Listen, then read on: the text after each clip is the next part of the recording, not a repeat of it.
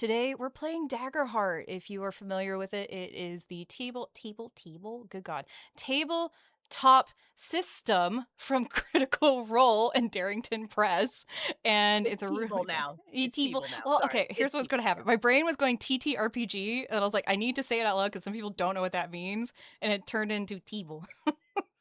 Teeble. Teeble. It's so That's a late for great me. character name. Yeah. Save that for later. Oh, Teebles. Teeble. I'm Teeble. I was gonna say steeple. That doesn't make any sense. Anyway, Teeble the Steeble. Teeble the steeple. Maybe they're a statue. Anyway, so we're playing Daggerheart today to benefit St. Jude Children's Hospital. So, my players, are you ready? Yeah. All right, let's do a quick little introduce yourself, please. Not your character, yourself.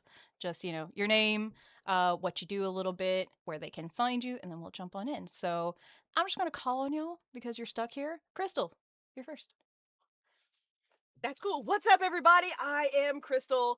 I do many things. We'd be here too long. You could just go to crystalsimagination.com to learn more about me, or go to Tales of the Forgotten after this stream and listen to some audio dramas that Adam's in, and Torin's in, and Hannah's in, and maybe one day we'll get Hobbs in some. I don't know how Hobbs always voice acts, but now he does. So there we go. He's too nice. I'd probably say yes anyway. Pixel, it is your turn. Hello, it's me. I'm the nice one. Oh, sorry. which You're Pixel? both Oh, Pixel. this happened already. Yeah, I know. I was like, I don't know how this is going to work. I'll be Optimus- Stega, you be Pixel. Yes, Pixel's turn. Okay. It's like voluntold, you're voice acting now. Hello, I'm Lucky as Pixel. You can find me primarily on Threads. This is where I'm most active. I also do I almost cursed. I do a lot of stuff. I do a lot of stuff as well. I occasionally, sometimes voice act. I do sound designing. I'm a linguist. Sometimes I draw things when I'm bored, and yeah, ready to cause trouble with Optimus. I love him. Alrighty, perfect. And moving on to Stega. It is your turn, my friend. Oh, who closed the camera? Who did what? Oh. Oh, I changed my name. Did that bork it? Yes, change your name back. How dare you do this to me? I mean, I could if it's really that inconvenient. You have switched with Chip, so if you could, please change it back.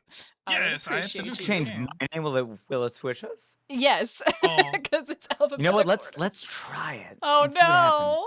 Well, it Okay, depends on the I'll do the alphabetical I'll do order, the but- funny bit once. Okay. We're so good at this, guys. So Professionals. while this is happening, hi, I'm Stega. I'm here on Twitch very rarely sometimes. I mostly just like to hang out and have fun and help out, especially with charity stuff. Yeah, today I'll be playing Tommy, but we're not doing that part yet. No. So I will bounce it back. Appreciate you. Yeah. Alrighty, Adam. Last but not least. All right. Well, while it figures out how to change my name, hi, I'm Adam Kornman. I'm a writer, director, and voice actor living out in Los Angeles, California. Some of you may know me from a lot of the series on Tales of the Forgotten. I've been died a lot. I've done died a lot. You also may know me from Octopath Traveler 0 as Zerk and Fra, if you're into those sorts of games. And right now, I'm actually directing the queer pirate musical, The Great Age of Sail. We just did a concert this last a couple months ago, and now we are getting ready for a run in the fall. One of my actors is now in New York doing some research, and hopefully we are able to bring that musical to all of you very soon. That's so cool. Oh, Adam. also, I'll be playing Chip. It's Yay! really good.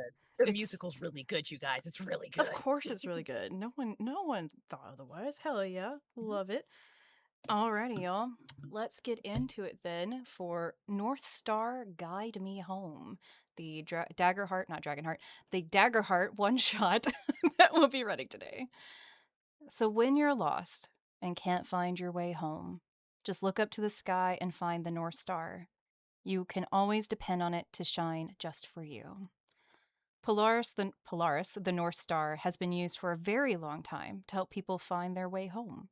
Visible at night without need of any instruments, Polaris's shine is steadfast and true. Now, you may wonder, how does it actually do this? Is it just a star? Maybe even multiple stars because it's so bright? Or are there aliens that use maybe, I don't know, mirrors to cascade light all around so everyone can see it? Well, our young astronauts have boarded the GS Friendship, to find out just that answer. Their mission is simple, but no less dangerous. Travel safely to Polaris, understand its inner workings, and report back. Why take this risk, you may wonder? Why is it important that we find out? Well, one, maybe other people can use it. Maybe they want to use it for something. We'll have to find out. We all have things or people that we want to come home, right? And here we go to find out. Welcome, everybody, to the GS Friendship. It is hobbling through space, safely for now. The answer is not communist, sure. As they are going through space right now, imagine not something unsimilar to the gummy ship if you've played Kingdom Hearts, but a very bright ship with different colors of yellow, red, orange, and if sound traveled through space, you might hear just a little little giggles along the way as it powers through the stars. Now, on this ship, as I said in the little introduction, we have some astronauts, and they all have different jobs on the ship, maybe, potentially, and let's go ahead and meet them. So let me roll a little d4, see who goes first, because I made y'all do it the first time. Oh, sorry, Crystal. I rolled a 1. So, Crystal, where do we find DD? What is DD up to, and what does DD look like? So DD is a Dracona, and she is kind of tall for being an 8-year-old. And she's got lovely brown scales that are very sun-kissed, because normally she spends her time on a ship in water, but now she's on a ship in space, and she's very excited about that. So you can find Dee Dee probably curled up on a couch in a viewport, with there's chaos around her because she probably got like 3 different books out, and they're all about this spaceship or other spaceships. One is about the mythology of the North Star, and then because she's a fidgeter, she's got like this. It doesn't look like anything. It looks like if you took like 3 different pieces of of a scrapyard and you put them together in something that you could just go ding, ding, ding with, but it doesn't make the ding sound, it just spins. She's just playing with that while she's reading this book, and then she looks at this book, and then she looks at this book, and then occasionally she looks at the stars, and she's like, so pretty, and then she goes back to being a nerd. So she has ADHD nerdum. Love it. All right. Yeah. Now, real quick question. Is there anything in particular you think that Dee Dee is looking for in these books? With with the books about the ship, she's just really curious because it's so different than an actual boat on the sea, but it's just a boat in space, right? So she's just really curious. With the North Star book, she's very, very curious about that one. Like that one, I imagine like her little brows get very furrowed when she's reading that book, because that one she's concentrating really hard on. Like the other ones, you can tell it's kind of fun and interesting, but this one, it's like it's very serious when she reads the book about the North Star. So I think she's just trying to learn as much as she can about it before they get there. Okay. If you could, my little guinea pig, we'll do our first roll then. And I know, I'm so excited. So in Daggerheart, we roll with 2 die, 2 d12s. One is our hope and one is our fear. And hope and fear are currency in this game. So hope is the currency for the players. Sounds appropriate, right? And then fear is my currency. And I love it. Anyway, so this is how it's going to work. If you could for me, Crystal, please roll your 2d12, sorry. And you're going to do a knowledge roll for me. And this is for recalling, analyzing, comprehending. So I'll see if you can glean anything special that might help you on your journey here with your books. Here is fun for people who know. The red die is Arya's dice, and this die is Zilda's dice that I'm using. My God. This Amazing. is fear, and this is hope. I was going to say, the first one has to be fear, right? Yeah. Let's go. So hope is 4 and fear is 5. So that is a roll with fear, and for everyone's edification, that means I get a fear token. Nom, nom, nom, nom. All right, that's mine. Sorry, guys. So total, that's 9, right? That's So 9, that's yep. 9 with fear. Okay. At the current moment, as you're studying all these books, because the one about the North Star is maybe not as fun as the others, your brain is just having a hard time. Like, it just feels like a slog every time you look at it. It feels like it's 10 minutes when it's been 2 seconds. And then the others just kind of roll your attention the other way of like, this is way more interesting, and the dopamine just hits real good. So at the current moment, I think you've maybe read the same paragraph over and over again, that Polaris is the North Star and it's the edge of Ursa Major, blah, blah. Like, it's just like, Ursa Major and the North Star. Like, it's just repeating at the current moment. So no new information has been gleaned. And I get a fear to spend. Anyway, let me roll my d4 and we'll see who we check in on next. That's a 4. So, Adam, where do we find Chip within the GS friendship, and what is Chip up to? All right. We would find Chip located in the infirmary. Chip has been kind of given a couple of tasks aboard the ship, but mostly he does what he calls maintenance and everybody else calls medical stuff. He is a Clank, and I'm going to see if you can see this beautiful picture of Clank. I here. love him! My beautiful boy Chip. Cool. So, as you can tell, Chip has a saucer-shaped head. Every part of him is mismatched. He has one green eye, one blue eye, all cemented within a gear system. One of his hands has 4 articulated fingers. The other has 3 articulated fingers. The only thing that actually matches on him are his shoes, because those were a gift from his older brother. He is but short. I mean, an 8-year-old Clank. He was sort of assembled to be a gopher. Go for this, go for that. And as he is sitting down in the infirmary taking inventory, he is going through his favorite thing in the world right now, which is a card game that was taught to him by his friend Dee Dee. It is this strange sort of Magic the Gathering-esque thing called Ember Flight, where every character plays as a different dragon, and then you have to have you make a land token, and then you burn the land, and then you consume all of the people that you burned, and then you collect tokens, and if you get enough tokens, then you get to build a horde, and if you hoard enough things, then you get to be assaulted by, it just goes on for hours. So he's sitting cross-legged in front of the computer screen, and then you roll a dice, but if you roll 2 dice, you roll too many dice, so you should not roll dice, but that's when you take a card. No, but not that card. That card's my card. I love this.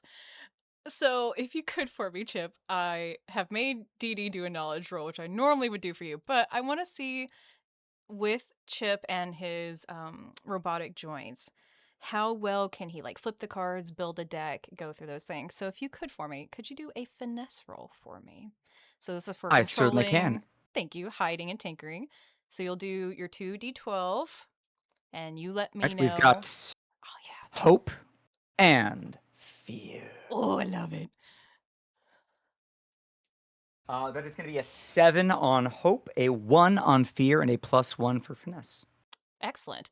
So that's 9 total, I think, if I math that right. And Correct. you rolled with hope, so you get to mark another hope on your character sheet. So you start with 2, you should have 3 now. Now, with the total being 9, I think with Chip's fingers and everything is so mismatched on him that the cards are a little too thin, and it requires a little more dexterity as far as being able to build, shuffle quickly, and maybe a card gets a little bent. It's not too serious or anything, and you can still read everything, but the corner of a card is bent a little bit as you're shuffling and trying to build your deck together. You can tell all the TCG players because the card went bent. Yeah. You look at the cards assembled before him in the computer, and every single one of them has creases in it. This is a normal thing for him. But as he bends one and he hands it over to the computer, or just lays it in front of the computer, it doesn't have hands to manipulate. He goes, oh, I'm sorry. And he puts it underneath his foot, and his foot kind of starts to glow a little bit as it heats up, and he's trying to flatten the card back down. Don't worry, this is not the first time this has happened. Oh, I love him so much. Okay. Perfect. I've rolled a 2, so we'll next go over to Optimus Prime. Where are you, my dear, and what are you up to? I do love his voice too. It's so cute. Go ahead. Let's see, what is Optimus Prime doing? I don't know if this is like an actual place in the ship, so It is now. you can tell me. Oh, Nope, it okay, is. okay. I don't even know what it is. It is. So he has probably for maybe the last, let's say, an hour, maybe 2 hours or something, but he's just been hyper focused on setting up a little gym in the ship, like a little boxing gym. So he's trying to make like a ring, but the ring itself is like made up of braided lily pads. And he's tried to set up like a little the boxing bag that hangs from the ceiling. But like he keeps getting distracted by doing that because he also likes a very cleanly space. So Oh. sometimes he'll stop and get a feather duster.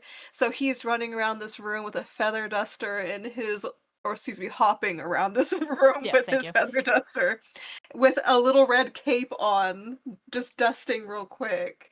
And when that doesn't, or if he gets distracted by that, he'll look down because he's doing this while wearing old boxing gloves. His boxing gloves, they work. It's just you could tell that they've been used a lot. They're old, they're kind of cracking in places in the fabric. So he tries to take care of those as best he can. I love him. So this room is like a mess of like chaos and order going back and forth. I love this so much. With Optimus Prime, I love his name. As he's speedily going about doing this, if you could you give me an agility roll, please? Oh And I yes. want to see how well things are going, especially with his boxing gloves. Probably doing this while like replaying one of the Creed movies in his head too. He loves this. Creed movies are good. Those They are are good good. movies. Ooh. And for chat, my dice is for hope. I have a dark blue dice that the numbers are pink and decorated with llamas, like a course. llama motif. And my fear die is like it's kind of like if a paint palette flipped over and all the paint got everywhere. It's that kind of colorful. I love it. And for both hope and fear, I rolled a 5. You critted! Yes! I'm so happy this came up! So everybody, when you roll with your duality die, if they are the same number, that is a critical in the system. And that means cool shit. Nope. It's fine. I'll add one later. Cool things happen. Yes, it's the critical roll. That's So one demerit. I'll put it in the swear jar. You gain a hope, so you should have 3 hope now. If you awesome. had a stress, you would clear it, which you don't. And it is a critical, so you obviously are succeeding. Even despite your trying to do all these things, like if you've ever tried to hold anything with boxing gloves on, I can assure you it is very difficult. They do not allow for a lot of dexterous things because they're just built to hit things very hard and protect your hands from breaking. So you're doing it incredibly, shockingly well, though. Like, it would be like you almost don't even have boxing gloves on. So you're getting all like the heavy chains up, and given they're a little lighter since you're in space, but you're using your entire body, legs, and everything. That boxing punching bag is up. You are also at the same time grabbing the feather duster, like just masterful levels. Every speck of dust is gone, and this gym looks immaculate, and we love it. Very nice job. So yes, we have our first crit of the game, first roll for Pixel too. Very nice job. Very exciting. Heck Redemption for the yeah. last charity stream. I don't know what you mean. That went totally wonderful. Alrighty, last but not least for our characters, Stega, what is Tommy up to? Where is he at? What is he doing? Yeah. I loved the hook because now you got to go back and watch the VOD to see what happened to It's Pixel true. on the last one. Mm-hmm. Yeah. You should. It was very funny. No, Tommy is a large Galapagos tortoise, and he's just chilling nomadically in the kitchen right now. He loves to help out, and he's pretty handy, but At this point, he just likes to go places with cool people, so he's just staring into an open fridge with an entire like head of lettuce in his hands and he's eating it with his beak. Except when he crunches it, like the other half kind of just flops over from a lack of integrity and falls out of his hand. He goes, "Oh, bother." And then he goes and gets another one and just keeps doing the same thing. And that's pretty much Tommy in a nutshell. Are you eating through everyone's reserves right now? Essentially. It's like when Lucky there's not a jar of honey in there, I'm telling you. well, I was like those chipmunks. I used to grow strawberries, and they bite like one bite of a strawberry and move on, and you're like, bruh. Anyway, It's like the rabbits in the garden. We're speaking of those rabbits. yeah, right. Okay, so Hashel, exactly. So Tommy, I would just love to just let's see what happens here. If you could for me, could you roll a presence roll? Because if you're eating everybody's reserves, presence in this game is for charm, performing, or deception. And I would totally love to see how this plays out if you're eating everybody's food. I have a +1 to presence because Mhm. that's not one of my main stats. My dice will be the fabulous shout out to demiplane.com and their wonderful character sheet creators because Heck they do yeah. the math for you. Yes, and they're actually really pretty. Really wonderful art. Yeah. So yeah, I roll. I rolled 17 with fear. Oh no, that's so I terrible. had 4 hope, 12 fear. Yum, yum, yum. Thank you very much for that. I will take it. The other half of the lettuce is raw fear. So You just know this is Didi's lettuce. yeah, right. Ah. Oh no. So total it was 17, I see the name right? written on it. With marker on the bottom of a leaf. Okay. If I eat that leaf, they'll never know. So it was 17 total, right? With everything. Okay. So as you're eating this lettuce, that thought does go through your mind for just a moment. And you just see one of the outer leaves fall and just see Dee Dee's name as it just slowly falls to the ground a little bit. And you're like, hey, they may not like it, but you know what? Dee Dee's been super nice in the past when things have happened. It'll probably be okay, right? Yeah, and just keep on going. You're totally fine. So as y'all are improving the ship, improving your minds, improving your bellies, improving your moods with your cards, y'all hear the intercom, the ever intercom that goes across the ship, and just a click. And Gigi, your I don't want to say dashboard computer, that sounds weird, but we're just gonna go with it, goes over the intercom. My dear astronauts, please rejoin in the bridge. We have an update on our journey. And invites you to come to the bridge. And y'all are free to not go if you don't wish, but you'll let me know if you get to the bridge. I'll be there, but it takes me a long time with my walking stick. You're 8. I love this. I'm an old soul. I was like, is this like a Grogu situation where you're a baby but you're 50? I'm the Please youngest tell old me man he's you're ever wearing- gonna meet. Yeah. Please tell me he's wearing a cardigan as well. Yep, he is now. I I was this him. close to giving him like an Oogway beard, but you know. I mean, hey, 8 might be old for a Galapagos. Well, not really in real life, but That's it why may it's be in only this like a system. tiny, slender beard. It's not like I'm not full wizard yet. Just like one tiny little like chin strap and then like a braid on the bottom. Love it. But yeah, do y'all make your way to Le Bridge? Yeah, I'll Chip get Chip there just starts eventually. gathering up the cards and Oh, don't worry. We'll finish this later. Well, I guess you're on the bridge. Well, you know where we left off. and then he's going to kind of the way he moves is off because one of his legs is just like a few millimeters longer than the other one. So it's a real gangly, like 8-year-old run. His hands are flying. Springs sometimes come off of him. Nothing like important. He'll be fine. I love him so much. Also, just for the record, if y'all saw the art is very reminiscent of Rugrats colors for me, and it's great. Anyway, yes, DD or Optimus Prime, do y'all make your way to the ship? Not the newborn deer. PD like has this adorable little 8-year-old backpack that's got all these pins and like stickers on it from like her tribe and stuff, and so she shoves like all in a very like she shoves all the books in there, and she puts her little fidget toy in there. She slings the backpack over her shoulder, and then she grabs her staff and she's like twirling that as she like skip runs to the bridge.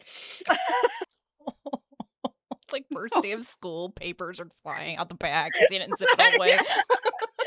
There goes the permission slip. Oh well. No, I love it. I'd say Optimus does hop along to the bridge, but he's still, of course, wearing the boxing gloves. He's never taken those off. Like, are you kidding? He sleeps with those on.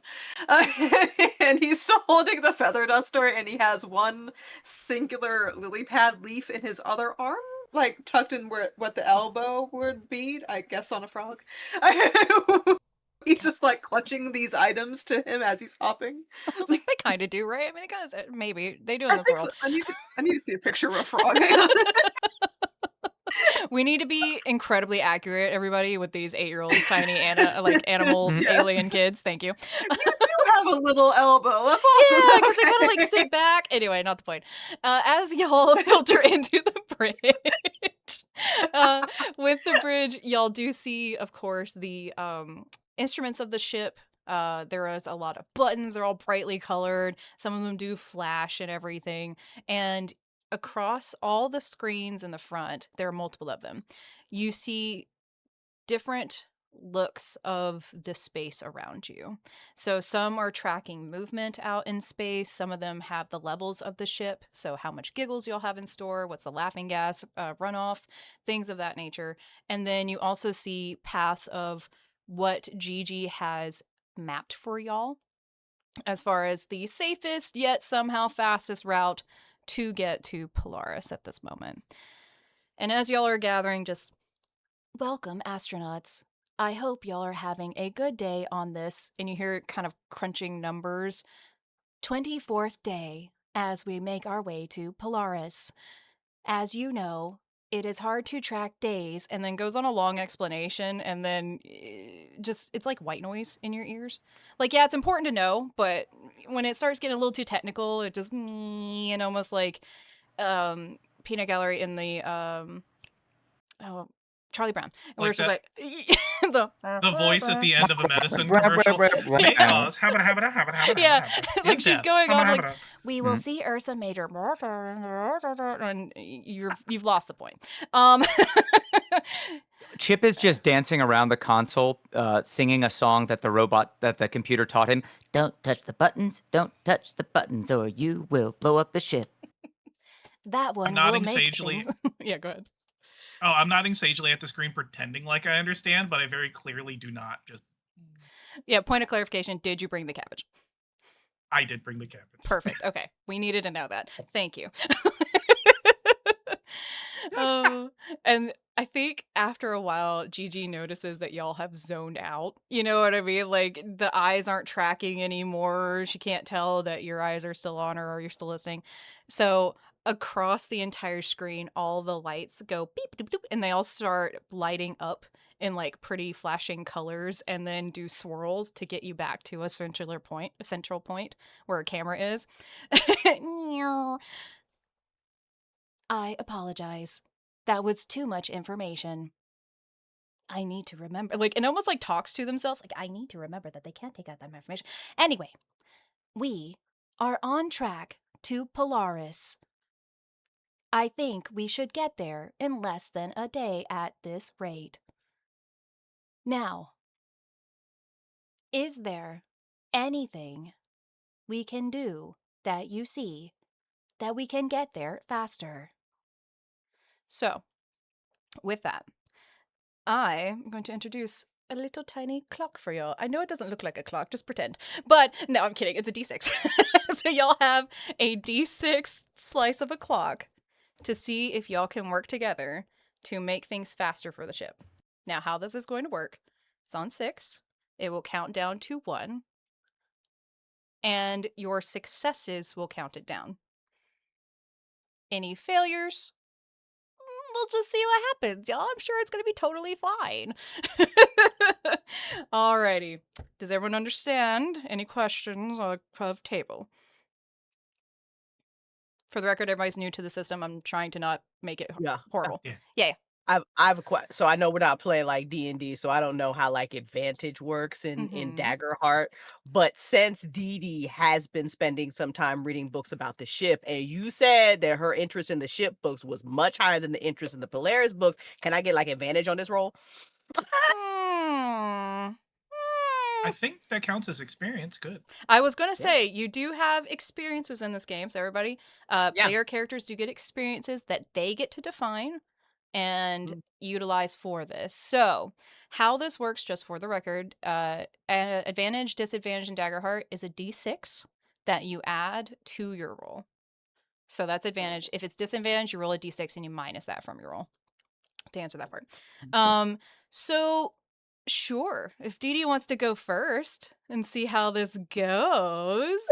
So I've Is got there an assist thing? Can there I? is. I was just about to say it, Yeah. and y'all are wonderful. Thank you for asking those wonderful questions. All right. You all start with hope, and you can spend your hope. Oh, thank you so much, Anonymous, for the donation. Much appreciate you.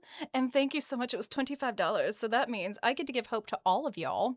So every $5 gives hope to a player. So you all get one. Go ahead and mark a hope. And because there was an extra 5 in there, I'm going to get a fear. Nom, nom, nom, nom. Thank you. The It ship works for explodes, me we all die too. at the end. No!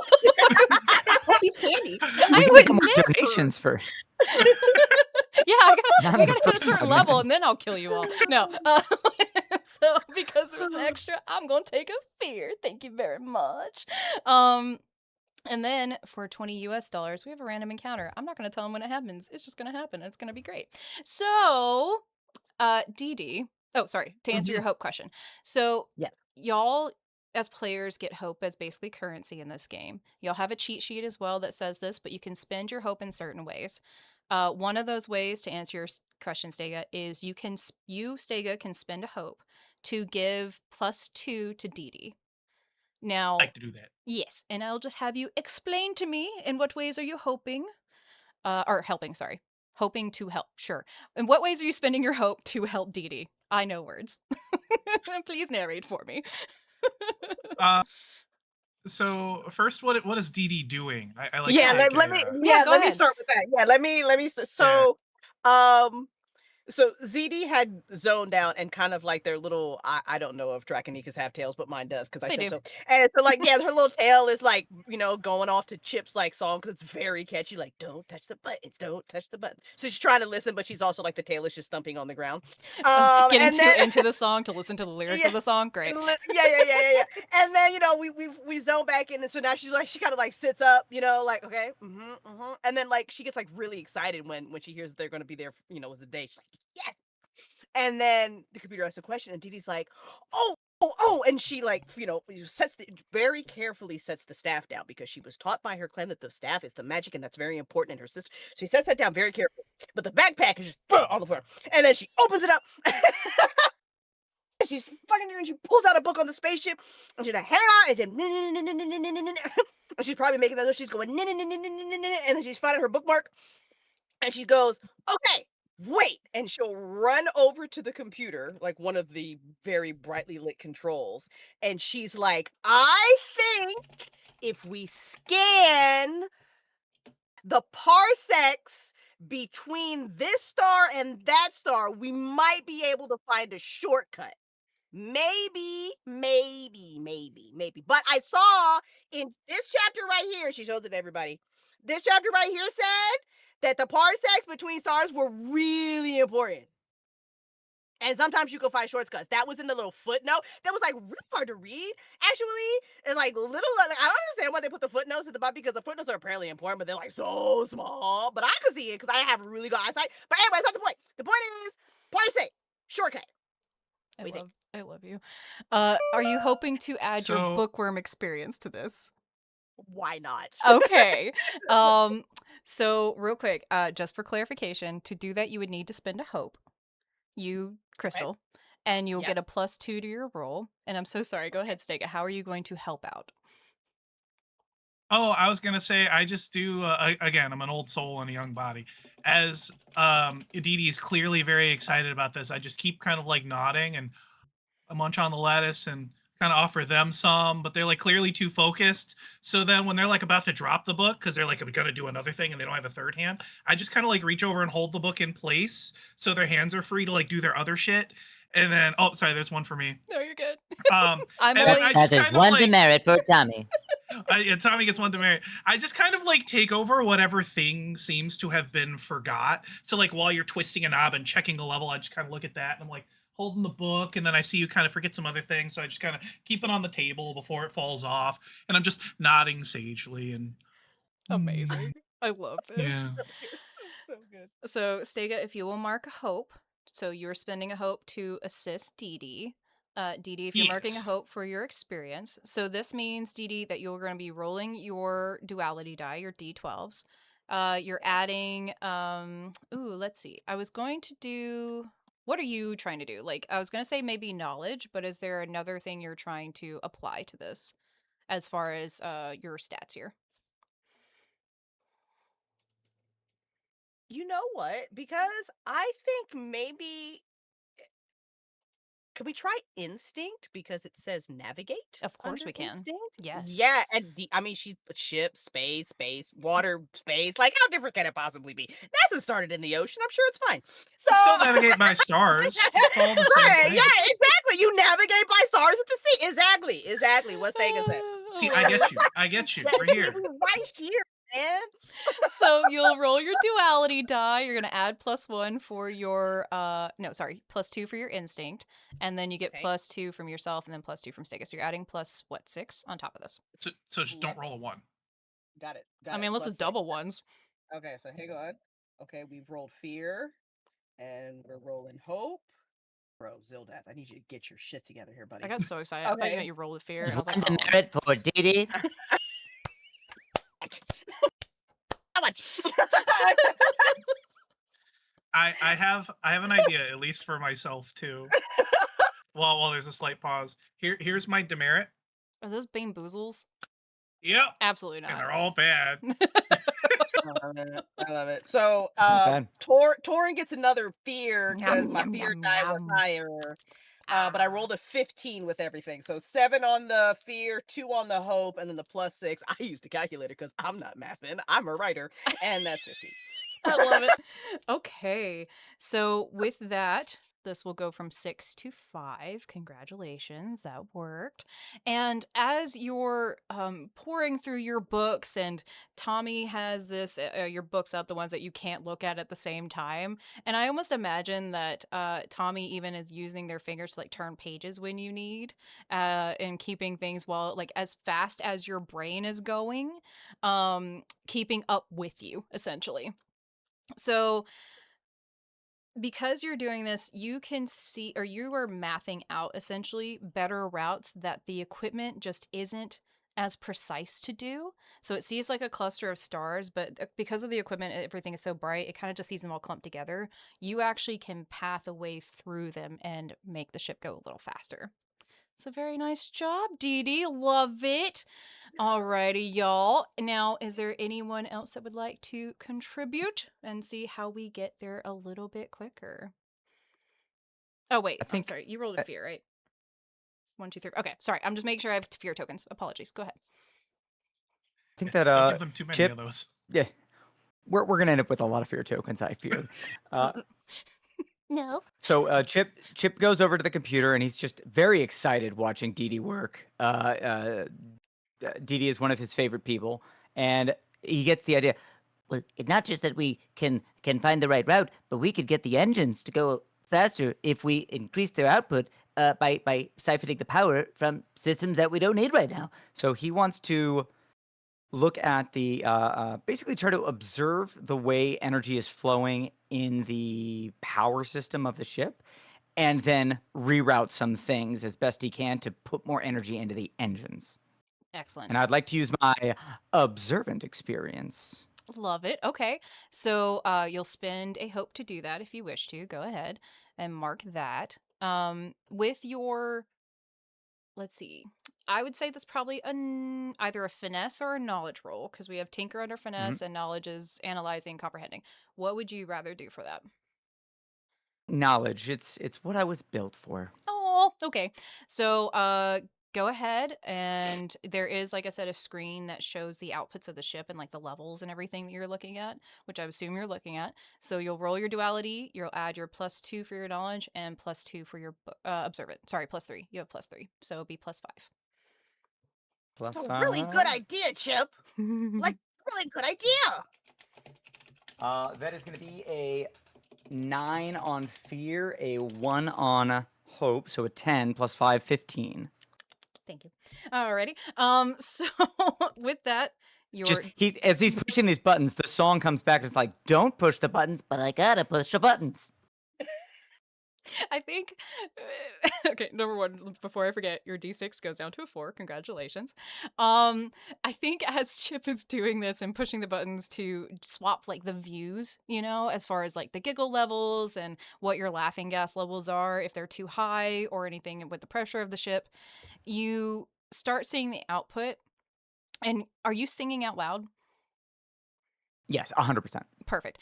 I think Gigi almost is joining you a little bit, and you see the buttons that are not on the screen you're working towards almost lighting up. You know how like they do at carnivals and stuff, they light up along the way. So it's almost to the beat of your song, just boop, boop, boop, boop, boop, and like going with you. And you are able to see that the gym is not being used right now. Y'all have some other areas, like some of the living quarters are not being used. You're not going to be there for the day. So giggle amounts in those areas is being routed to the giggle engines. And yes, this is the GS friendship. It stands for Giggle Ship Friendship. Don't come at me. I love it. Anyway, Y'all don't understand. Torrin looked up legitimate nautical terms for this. I did. This is lore accurate giggle shipping. I love it. So yes, you have put down the timer. Good job, Chip. Love it. Built to do it. Love it. Who would like to contribute to see if we can get that clock going down at all? I don't know if this is contributing, but Yes, I'm sure it will. I believe in you. the whole time when they've been doing their thing, looking through the books and the singing, Optimus has been like just chilling on the floor. You know how frogs do, where they have their bellies down on the floor when they're resting. So he's doing that, but he's like staring between them, and then when there's a lull, and he's just like, ribbit, clean up, ribbit, dust, much dust, ribbit, make space canoe heavy, no dust, clean up. I love that they're all neurodivergent as shit. I mean, I know I cursed. I'll add one. I love them so much. Demerit. I know. Here, hold on before I forget. Swear, add 2. All right. Okay, so I can almost see this as like cleaning the ship so no one trips or anything as y'all are buzzing about in the bridge and the cockpit and everything, trying to make sure we can do this. So almost decluttering the space, especially with all this ADHD people. We need a clean desk or we freak out and we can't figure out, like, we can't focus on anything else. So for this Optimus Prime, let's see. I would almost put you tell me what you want to do here. What ability are you trying to put forth? Let's see. I'm thinking I'm thinking probably agility, because I think he probably hops around a lot, just picking up random things, putting them back where they are, so no one has an emotional dysregulation moment when they can't find something. I love it. Okay. Also, making sure that all the things are clean make them work better. It's true. Like, like a dirty fan, gotta clean that. So good job. Yeah, Good fan job. doesn't really work well if it's just blowing dust on you and like cat hair Right, and like right, this goes badly. right. I love how Ask us how we know. yeah. I love how in his mind it feels heavy. That's why he kept saying heavy, clean it up so it's not heavy anymore. Oh, we're also neurodivergent. I love it. Okay, so we're gonna do. You said agility roll. Is Yeah. there any kind of experiences you're trying to add to this? Anything like that? I think It's okay if not. I think maybe like one of his experiences I have titled is stubborn to a fault. So even when he's tired and maybe doesn't feel like hopping around to maybe the opposite end of the ship to make sure that little area is squared away, he'll still do it because he feels really strongly about that. I love this. Okay, so spend a hope for me to apply your experience here, Absolutely. and you'll roll your duality, add +1 Okay. for your agility, +2 for your stubborn to a fault. So this will be your duality +3. Shake into my mic. Here, crank, yes. Ooh, okay. So I got my hope is 11, fear is a 1. So that would be 12 plus fucking sorry. No, you're fine. I think it's 3. Yeah. So that's 12, 13, 15? Yes. I was like, is that right? I thought it was 14. I math wrong. You're correct. Okay, so I imagine with Chip again, man, you critted before too. Those little boxing gloves, they're basically just your hands now. Like anyone else wearing those boxing gloves would fumble. They barely, it would be like me running around with this trying to pick up this dice to roll it. Like it's just gonna fumble. It's bad.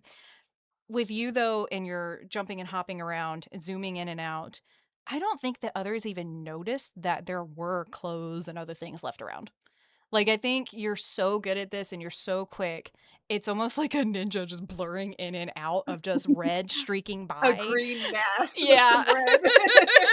Just going by and in between and picking up like there might be like a banana peel that someone was gonna fall on. There's clutters from Dee Dee of papers going out of the books and falling out of the book bag that she slammed down onto the ground, and you were just expertly picking them up. So that brings your counters down to a 3. Congratulations, guys. Now, I have to tell y'all though, I'm seeing all these little nummy little fear nuggets. I'm gonna eat one. So I'm gonna spend a fear, and we are going to roll on the random encounter table that somebody so graciously donated to me, y'all, because we have lovely viewers. And again, I'm being over explanatory. Usually I would just do this, but y'all are all new to the system, and also I like it. It creates drama. Okay. So y'all are all doing incredibly well. You're feeling very hopeful of all your progress, and the ship is going even faster. Now, because it's going faster, though, I think you'll hear on the metal and everything outside, like through the giggles, if you're listening for them on the giggle ship, little, like, tinks in the metal, like, tink, tink, like going off of your ship. And Gigi comes back online. Like she's been dancing and singing. No, she doesn't dance. She's a computer. But she's been singing along with Chip as Chip's been working. And her voice from the singing just abruptly stops. Please brace for impact. We need to navigate. And with the little tinks that are coming on the ship, now it's getting a little harder and heavier. Y'all are running into a meteor storm. And the instruments on the ship are going blaring. I don't want to do a real hard blare sounds in your ears, but is starting to go off because these meteors are coming at y'all. Y'all have almost gone like too good and too fast that you're hitting a meteor storm that you wouldn't have hit otherwise because of your speed before. So if you can for me, please, I want to see what we do in this moment. What are you going to do? Your ship's about to get clobbered, my friends. Everybody hold your breath. That'll solve it. No, if we have a hole in the ship, then all the air will go out. But it's okay. I'll be all right, and I'll go patch them. Just hold your breath till I'm done. It should only take me 2 to 3 days. Or Chip, what do we do? No, Chip, we talked about this. We can't hold our breath that long. I mean, I can hold my breath pretty long because I can swim, but we can't hold our breath that long. That's what you told me that you were practicing, and I am not seeing the results of your practice. But Chip, I told you, but I also told you that I can only hold my breath like days is too long. Like it's too long, Chip. We talked about long. Okay, well then we're gonna need to boost the shield of the front of the ship so that we could push the meteors aside and they won't hit the hull. I can do a spell. Spells. Rivet, fight. Space rock, fight. Rivet, box. Maybe I Ooh. do a spell, and I don't know, but that's a lot of meteorites. I don't think you can punch fly, and then you gotta go out in space, and how are we gonna get you back in the ship? Square up, rivet, rock, fight, rivet, box. We do have the guns at the top of the ship. Wait, what if? Okay, but what if you did pew pew like pew, pew, pew on the rocks, right? But then also I cast a spell around the hole. Yes. I can illuminate the rocks, making them easier to hit. Yeah. Rivet. Yes, celebration, rivet. I will prepare did. the ships. She looks at Dee Dee looks at Sorry, go ahead. Dee Dee looks at Tom. Why is "What do you Optimus think?" the only one who speaks clearly on this ship? And you, Gigi. Thank you. I can hold my breath for 30 minutes. See, Tommy has been practicing.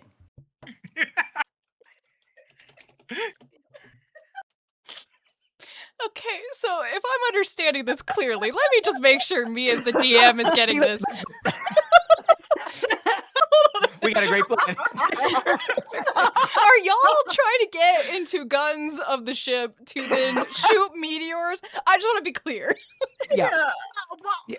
I We're gonna play some 80s arcade. Galaga, got it. wants to use her rune ward spell on the hull of the ship. Oh, okay. So it's just And it's I'd like just to cast Optimus that Bolt wants to. Beacon on. Yeah, I want to cast Bolt Beacon on some of the larger chunks of rock, Got so you. that they are easier to. They have vulnerable and make them easier to hit with the guns. Got you. Okay, I just wanted to make sure. Love it. Okay, so Just make it. We got domain cards. We read the book.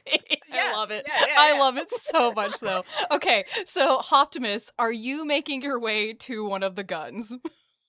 Square up, yo. Yeah, where's he is? Okay, so you go to the gun. I love it. As you're hopping to, I'm gonna say the back of the ship, and there's like a little ladder you can climb up, and basically just like the top of the ship opens a little bit, like a panel, and this globe just pops up through the top of the ship and to protect you.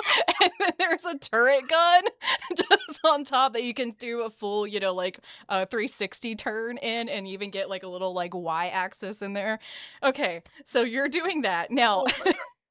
You know that video where it shows it's that girl's video where that meteor went across the sky and she caught it Yes. on the picture.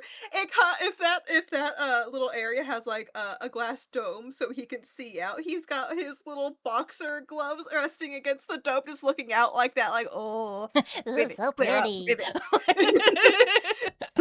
Absolutely, that's what's happening. Okay, so, and we've got a little setup here. I believe y'all wanted to do some spells to try to help make this easier. Okay, so, I'm so sorry. You want to do Rune Ward, and what did Chip want to do?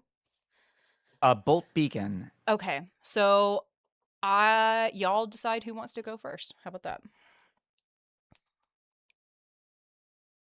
Rollies. With a D12. Does it matter? No, it Do you doesn't want to go matter. first, Adam? Do you want to go first, Adam? Sure, I think Chip is scampering after Optimus toward the guns. Every time a meteor hits the ship and you get those tink tink tink tink, he is quickly checking around to see if any of his springs or bolts or anything are falling off his body. So Oh. far, so good. And as he gets there, you see the observation port, and he's able to see some of the larger chunks, and his eyes would, and just these click, click, clanking gears. Everything about him is rusty a little bit. And he zooms in on a cup and he goes, All right, you. Let's see what we can do. as he cracks his artificial knuckles, a spring pops out. Yeah, I was gonna say, And he's going to it just breaks apart. Sorry, go ahead. he's going to cast all right, so I spend a hope.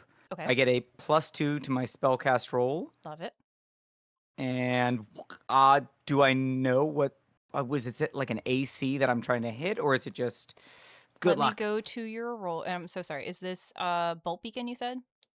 Yes, Bolt Beacon. Okay, so making a spellcast roll is still your duality die.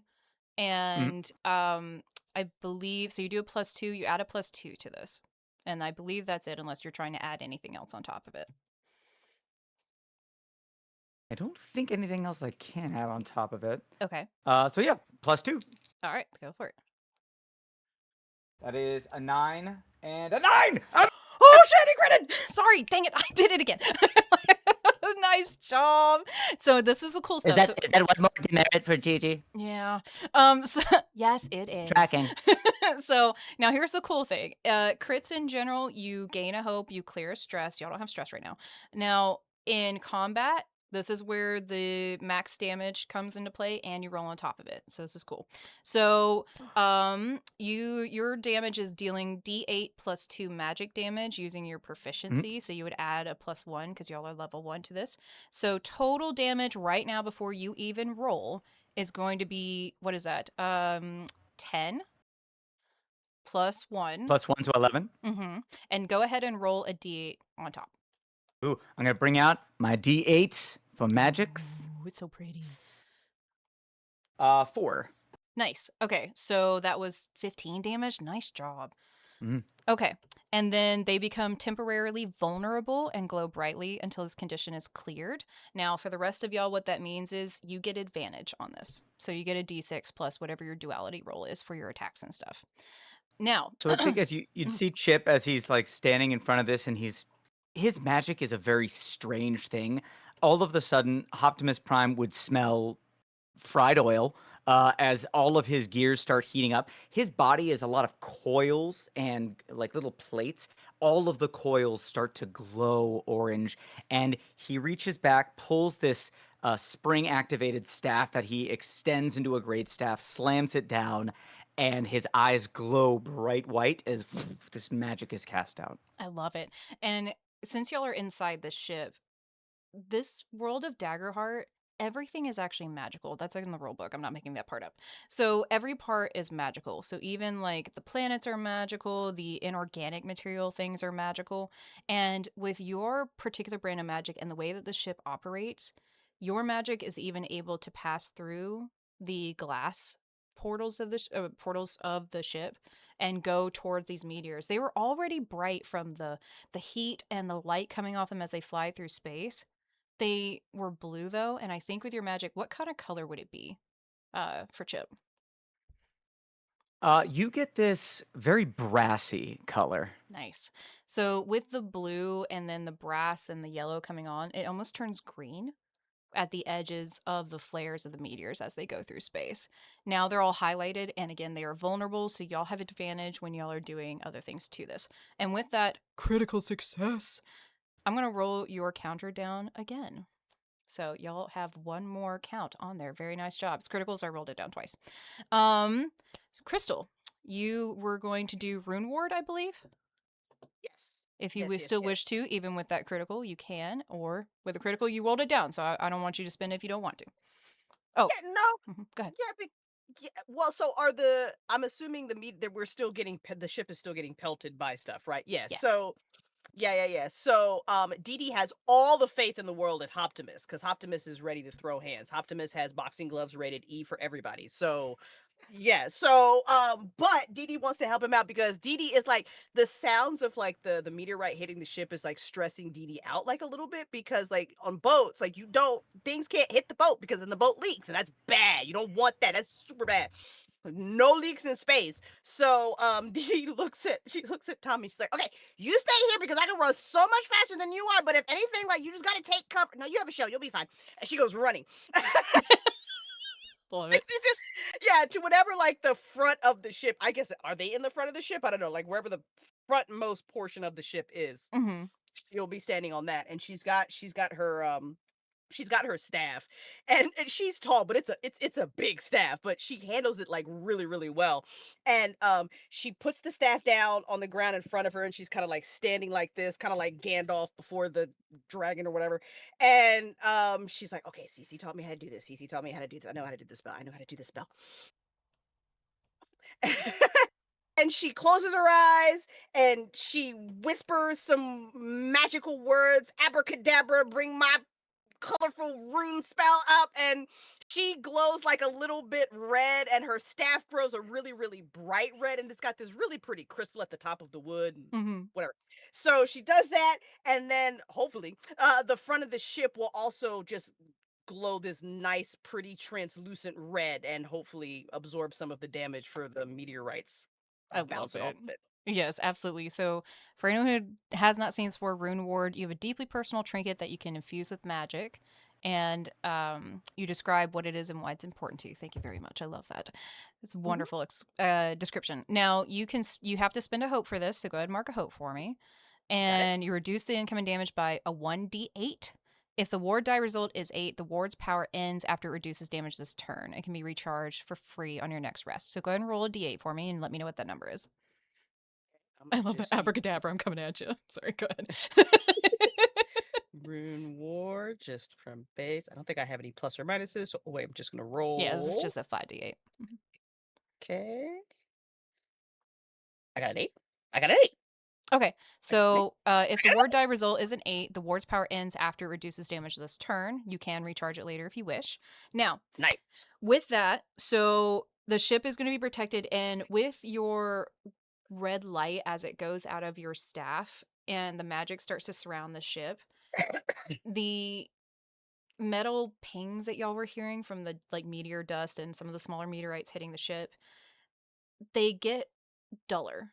Like, you know, when a softer surface gets hit with something, kind of has a thunk noise rather than a sharp metal ting.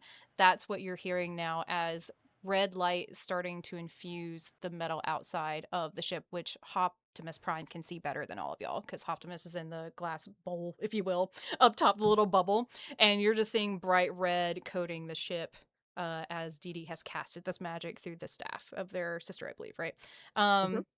Now, that goes to you, Optimus. You now know the ship is more protected, and y'all are not going to take damage, so I won't spend a fear and make it worse. So, and Chip has highlighted all of the meteors for you, the big bads for you to shoot, which means you're going to get advantage. So, since this is kind of an improvised weapon, let's go ahead and I'll let you apply your arcane gauntlets to this. So it's, I should go ahead. I should explain the intention here Yes, because it's please. amusing the crap out of me. Okay. So he has like whatever this weapon is up top, the gun, I guess. But his intention with it isn't necessarily to destroy the rocks, it's to knock them away out of the path of the ship. Okay. And the reason why whether that works or not is like beyond him, but he's thinking this because one of the experiences he has is pick on someone your own size. But we all know what that typically means, so he's implying that as a silly rock, ribbit, too small, big ship, find someone else. Oh, this is not your fight. Leave me alone, is what I hear. That's so cute. Okay. So if you'll roll your attack roll for me, we'll apply your arcane gauntlets to this, so you get a +2, and you're gonna do your pick on someone your own size. So you'll spend a hope for your experience, and this is gonna be a big roll. So only because we have vulnerability with it as well. So roll your duality. You're gonna add, and also you're gonna roll a d6. Okay, okay, I got this one. There we go. Okay, duality. Okay. Okay, so that's 15 in total, with 3 being the fear. Okay, so your hope is higher. Yes. Okay. Hope is 12. Yes. Okay, so mark a hope on your sheet. You gain a hope. And then that's 15 total +2 with your strength from your gauntlets, +2 from your experience. So that's 19 total, I believe. And sorry, the d6. Did you add the d6? No, here we go. 2. Okay. With that, I will take this counter away. Y'all got all of the slices. Very nice job. Now, Optimus Prime, that's a very high roll. You did very well. And especially with everything highlighted in green now with Chip's magic and then the blue that was already coming off it. Now, I know your intention was to, just kind of like shoulder bump him, hip check him a little bit. I'm going to say you did super well, though. So as you're in the bubble above the ship shooting all of these meteors, and more just kind of like almost like with your magic, instead of like the usual like plasma bullets, if you will, that are coming out. Yeah, it's gonna be basically a 1-2 punch. So I think it even transforms a little bit with your arcane gauntlets, and the gun almost transforms into a gauntlet with it. And so y'all would see this from like the cameras on the ship at the bridge, and Chip would see it as well because he's there. But like it almost transforms into boxing gloves, and you just see like pa pa pa pa, like as they're getting closer. And Hoffman's being so quick and how your movement naturally is, the gun almost takes on that ability too. And you're not just rotating like in one axis, if you will, you're popping up with it. So you're almost like, I forgot what those rides are like at the space NASA and things when astronauts are training, but you've been in this seat before, you know, trying to handle 0Gs with force going around on you being applied to you from the chairs. So you're you're literally just tossing and turd, and it's almost like on an arm as the ship chair is moving with you, and you're just absolutely 1-2 punch knockout all of these meteors. And with that, y'all can even see when the dust clears from all the meteors, because some of the smaller ones blew up as you hit them and all the others are pinging away.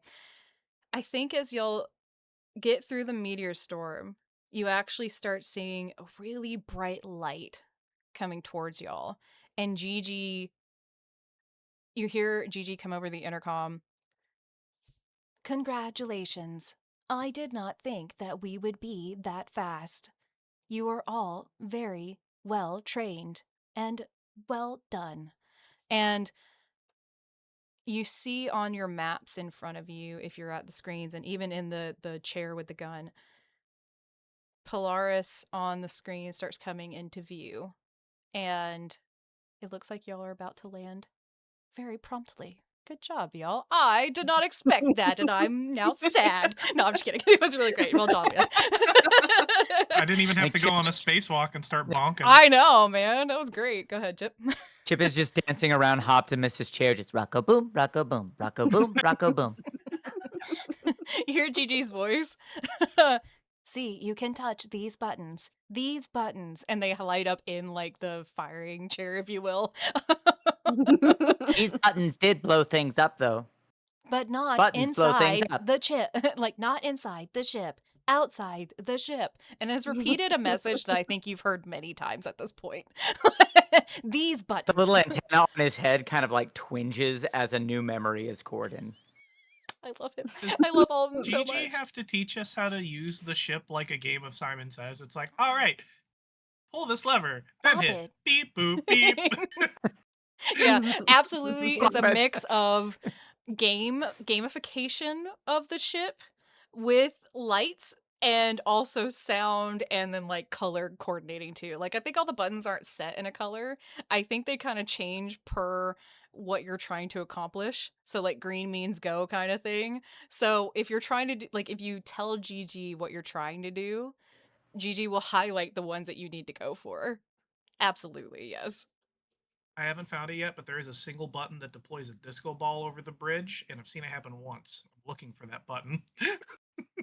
I mean, maybe. Who knows? That just seems like a silly suggestion. And in fact, would you like to look for that button?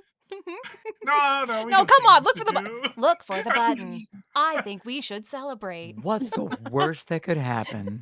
Celebrate good times. Okay, come on. Sure, I'll investigate. I'm just messing with you. You don't have to roll for this. So everybody, we've been online for a little over an hour, and I was gonna suggest, since we have made it to Polaris early, because man, they're doing great. I actually really love it. Let's go out with a little dance break, and we'll take a little break after that. How's that feel for everybody? For a job well done. Also, this is kind of loud. Yes, I'm gonna do crab hands. Don't worry. We have our certified St. Jude crab hands. They are literally logoed. It's wonderful. Don't touch it. That's the history erase button. This is going to erase all of your memories. No, I'm just kidding. All right, y'all. So I have so few. I have to make new ones for you. Alrighty, y'all. So we are going to do a little bit of a 30-second dance party button from St. Jude's. I'm not kidding. It does say this. And then we're going to go on break for, let's say, 5 minutes. Maybe get some water, go to the bathroom, and come right back after that. Are we ready? Again, Clap hands y'all, up. yeah, I was gonna say, y'all don't have to dance if you don't want to, but I encourage you to. Here we go. You can't see me, but I'm dancing. Participant dance party. Oh shit! Oh, let's go.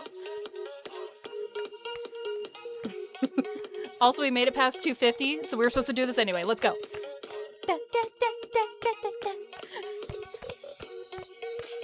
Oh, okay. Also, in chat, if you're not dancing, I'm upset with you and still do it. Come on. You know you want to. If you don't know how to dance, you can do the chip. Yeah. Pixel, I don't see you dancing. Exactly. German intro voice gets to me. It's so funny. Just whoever, wiggling my whoever frog did arms. those lines. Oh, Sorry. yeah, the little... Yeah, right.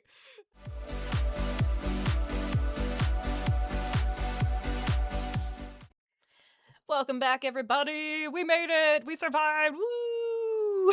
And we have.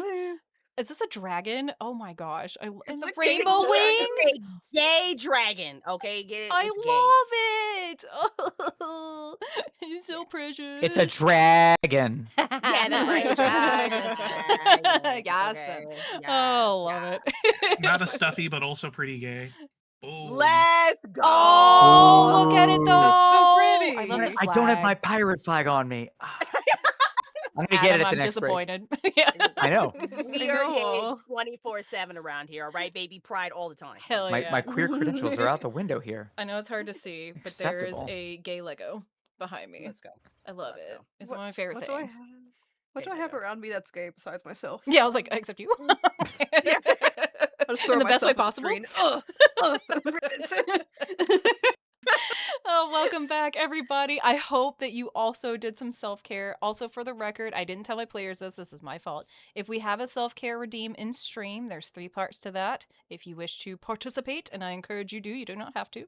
It is stretching, and like just doing a little stretch, hydrating, get some water, get some tea, whatever you got, and then also de-shrimpify. So I'm sure everyone has shrimped in your chair. Shoulders go back and lift up a little bit and de-shrimpify. That is self-care if you see it in the chat. So sorry, my bad. Alrighty. Yes, and if you wish to donate, you absolutely can. Otherwise, please just spend your time here and help get the algorithm to like us a little more. Anything is appreciated. And also, I just hope you're having a good time and also enjoying Daggerheart, because you should play it and it's really great and I really love it and we should all play it. Okay, thanks. That's my PSA. All right. Before we left off, we made it to Polaris being in our sights. Everything got very bright after y'all dealt with a meteor shower. Very well done, my friends. It didn't even get a chance to mess with y'all. But now we have come to our destination. And as Optimus, as you are lowering out of the bubble with the gun that you have taken over into making it a punching glove, very nicely done, y'all all hear across the ship GG come through. Congratulations. We now have Polaris in our sights. We should be landing in just a moment. Make sure you are prepared for travel. And y'all will start seeing across the screens and everything, she is going ahead and doing landing procedures for you, as far as aligning the ship, taking into effect gravity and things of how the spin's going. So she's going to land the ship for you. Now, what are y'all doing to prep and prepare to disembark the GS Friendship once you get to Polaris? Anna's just think- laughing. You can't hear. You want to? Do we have a giggle ship leak? Is laughing gas into the ship? This checks. Laughing. This checks. I know. I'm gonna slide in really fast because Dee Dee might like lower the mood, and then I just know that everybody else will just raise it back up really quick. So Perfect, I'm just go gonna for go ahead. Yeah, like, I'm just gonna go for it real quick. Like, yeah. So as the GG makes that announcement, Gigi and Dee Dee, my brain is gonna collapse. with everything Sorry. this is great. It's okay. She's No, it's leaving fine. soon. You're about to disembark. No, it's fine. I love Gigi. I love her so much. She just kind of stares at it as it finally comes into view, and she's just like, "Wow!" Which is like really exaggerated, like 8-year-old kind of wow. And she's I wish I had a fucking staff in here. I've got swords, but I don't have a staff. She grabs her staff and she just holds it closer to her, and she kind of looks at the crystal on top, and she kind of rests her. Can't, 'cause she's short, a little bit shorter than the staff, but she kind of rests her head against it, and she goes, "Almost there. Cece is coming home. She's coming home." And very like determined 8-year-old. And then she gets like a little sad for a second because 8-year-olds' emotions just go up and down. So she gets a little sad for a second. She takes in a little breath. She nods. She's like, "Okay, one more stop. One more stop. I'm gonna find it. I know I can." And then she's back, and it's fine. And then she goes running off to go find her backpack and make sure that that Tommy's okay and didn't get hurt during the thing, and that's it. Yeah, And then she runs back into the main and then finally she notices. She goes, "Tommy, is that cabbage?" Do you want what's left of it? And I just kind of hold it out, and some of the leaves still just fall just plainly on the floor, and I'm still just. Meanwhile, I've sat myself into one of the chairs, and it's a little too tall for me because it's like adult sized, and I'm not quite adult sized. So I'm just buckled into the cool like X suspenders, and my little feet are kicking, just kicking my little Galapagos feet, and all this is. Do you want what's left of it? You didn't eat anybody else's cabbage, did you? I lost count. You're so lucky we got there early, Tommy. Oh my God. No, I don't want it. Just go ahead and finish it. Oh my God. I'm so tired. I lost my nightcap. I can't go to sleep without my nightcap. Oh, where'd you lose it? Well, isn't that where we're going to find our lost things? Yeah. Yeah, you're Yeah. right. And then I just eat more of the cabbage.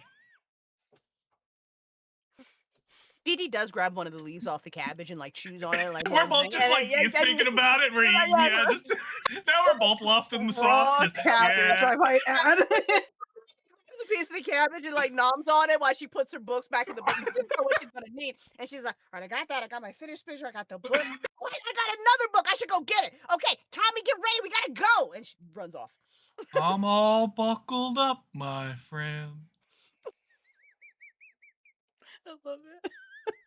Kicking my little feet. Yeah, it's the Going on a image trip. of like this big old turtle and just like little arms and little legs just kicking. It's great. I got big head but little arms, and nobody thought this one through. So Dee Dee is a packing. Tommy is already ready to go. Love it. I love it. Slow speaking one and already there. Great. So Optimus, Chip, how are we preparing for disembarkment of the GS friendship? I think just in that moment, as Optimus kind of descends from the bubble and gets out of the chair, they would find Chip is just staring. He doesn't really have eyelids, so he's always wide-eyed, but just staring wide-eyed, just. You're really cool. And then he turns and runs away back to his room. And back in his room, he's got his cards are spread out on his bed, so he very quickly puts them into his giant card binder that has 500 spots, because that's how many are in Emberfire. He only has about 187, and he's really missing like the archivist, the engineer, the baker, the ranger. Like, these are important things, and none of them are chromatic, so it's just but get to that later. And as he's getting his backpack put together, a little card falls out of the binder, and it's not one of the Emberfire cards. It's actually a little photograph of two tiny clanks, just freshly polished, all their pieces matching, and it's this tiny chip with all chrome when he was originally created, and standing next to him, very tall and very regal, is his brother, Scrap, who wields this giant broadsword, even though at the moment he was 25 years old. And Sorry. Chip just quickly puts that into his backpack, and then he looks at a little scrap of a data pad that, as he kind of glances between that and out the portal at Polaris. Don't worry, Morton. I'll find it. And on the data pad is an etching of the archival reef, something that he needs to find. He puts his backpack on, and that's when we realize that Chip was designed by Galapagos, and it makes him look like a turtle. Oh, I love It's a giant hardshell backpack. He is the 8-year-old where the backpack is slightly bigger than him. does he spill over sometimes if he's not careful? It's very much, if he stops too short, it starts to go backwards. Poor little buddy. Oh, I love him. Tommy does actually clap a little bit. Yay! Friend. I love it. For the Optimus. 24 days that they have been on this ship, Dee Dee has gotten very good at like walking behind Chip sometimes, and when Chip starts to tilt, she will use her staff to kind of just very gently in the back just nudge him forward. Oh. So we've got paddled. This one's the spotted turtle. This is a snapper. This one's a red-eared slider and a spiny soft shell on the back. He's right. He's absolutely right. I love that Tommy's just like, yeah, these are my people. I love it. Optimus. We're just feeling the love. I love it. It's so great. Optimus. It's like how when are you go to prepared? Japan and you want to wear the kimono, they're just like, yes. Yeah, and they're like, what about this one? And they do your hair and everything. Oh, just Yeah. embrace it. If they have love for it, you show your love for it and your appreciation of it. I love it. I love TTRPGs. Me too. Optimus, how are you preparing, my dear? When Chip said you look cool and then ran away, Optimus will like put like both of his, gloved hands over his quote unquote chest and just stand there and just like, Ribbit. Wow. Ribbit. I'm cool. Ribbit. Chip cool too. Ribbit. Chip glow. Metal pretty. Ribbit. Chip look cool. Oh. because after that line of thought, he'll like look down at the boxing gloves that he's wearing, and they're still like, they're old and very used. They're wrinkled. They're kind of cracking in the fabric a little bit. Maybe a thread here and there is loose from the sewing. And he more thinks this to himself than says it out loud. But it's like, Be cool like Creed. I want to be cool like Creed, then you'll come back. and he's thinking about a friend that he used to play spar with that he hasn't seen in a while. No, I'm just kidding. It's very cute. Hey, thanks. So he will end up running to go hopping to go get like sanitary napkins if anyone like needs anything, and he'll actually make I would say it looks like a Capri Sun, but it looks like some kind of vessel with a straw in it, but the liquid is oil for Chip. Oh, that's so cute. I imagine like y'all have gravity on the ship, but I imagine it's like less, than what you're normally probably used to. So it will glob and like float just a little bit, kind of like a little lava lamp, a little effect if you can see inside the glass, just bloop, bloop, bloop, popping up just a little bit. Like it's not enough where it just floats off, but yeah, I love it. Okay, as y'all are packing up and getting ready to go, and Tommy's already ready, Gigi goes over through the intercom system. We are about to land. Please take your seats. Make sure you are strapped in. It looks like there might be trouble during the landing. And we'll start on the floor. You just see lights pop up. And I've established that Gigi utilizes light and everything to get y'all's attention.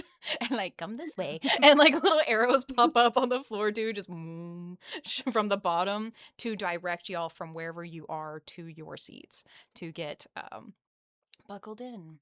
So as y'all come together into the safety seats, and we've already established with Tommy that they are like buckles, love it.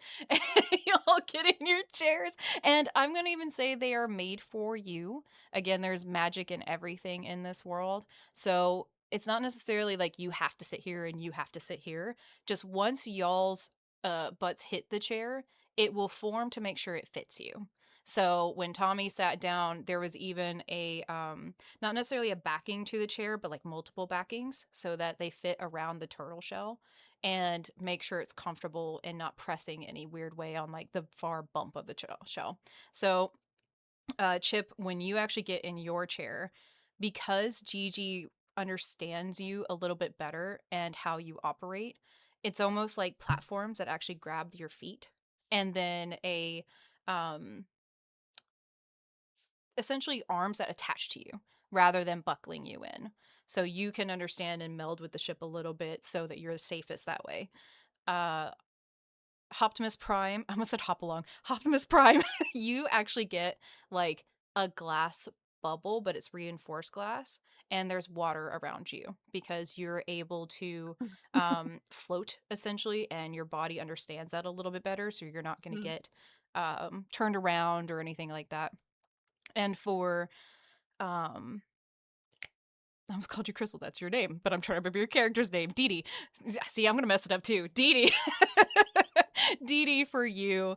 Um, it's going to be for you uh not necessarily rocks because you're not necessarily from like a cave or anything, but it's not a globe necessarily like Optimus because you are used to the water. So instead it's going to be more like when you're on a ship and going a lot faster, there's a buckle to it and it's not going to be the X, it's going to be across your lap and feel more like a actual boat ship that would be on a planet and feels right to you with navigation as well so that you can help Gigi. Dee Dee can help Gigi land the ship. Oy. And get to Polaris. Oh man. So Gigi comes back over the intercom. We are now going to land. Things look strange. And you start seeing not necessarily red, so alarms aren't going off, but as you're getting closer to Polaris, it's really bright until you get to a certain point past it, and things actually look a little dark. A lot darker than you would expect with how bright everything is when you were coming in. And you see a bunch of mirrors around Polaris. Like something is trying to artificially make this brighter so that no one would question it. It's kind of strange. And from Gigi's output, yeah, GD, from Gigi's output, you can tell that something is not quite aligning, but Gigi doesn't understand what it is. So as the legs of the GS friendship disembark, not disembark, that sounds weird, but engage to land, and you all hear underneath you through the ship just and locking in to Polaris as they land. Gigi comes back over through the intercom.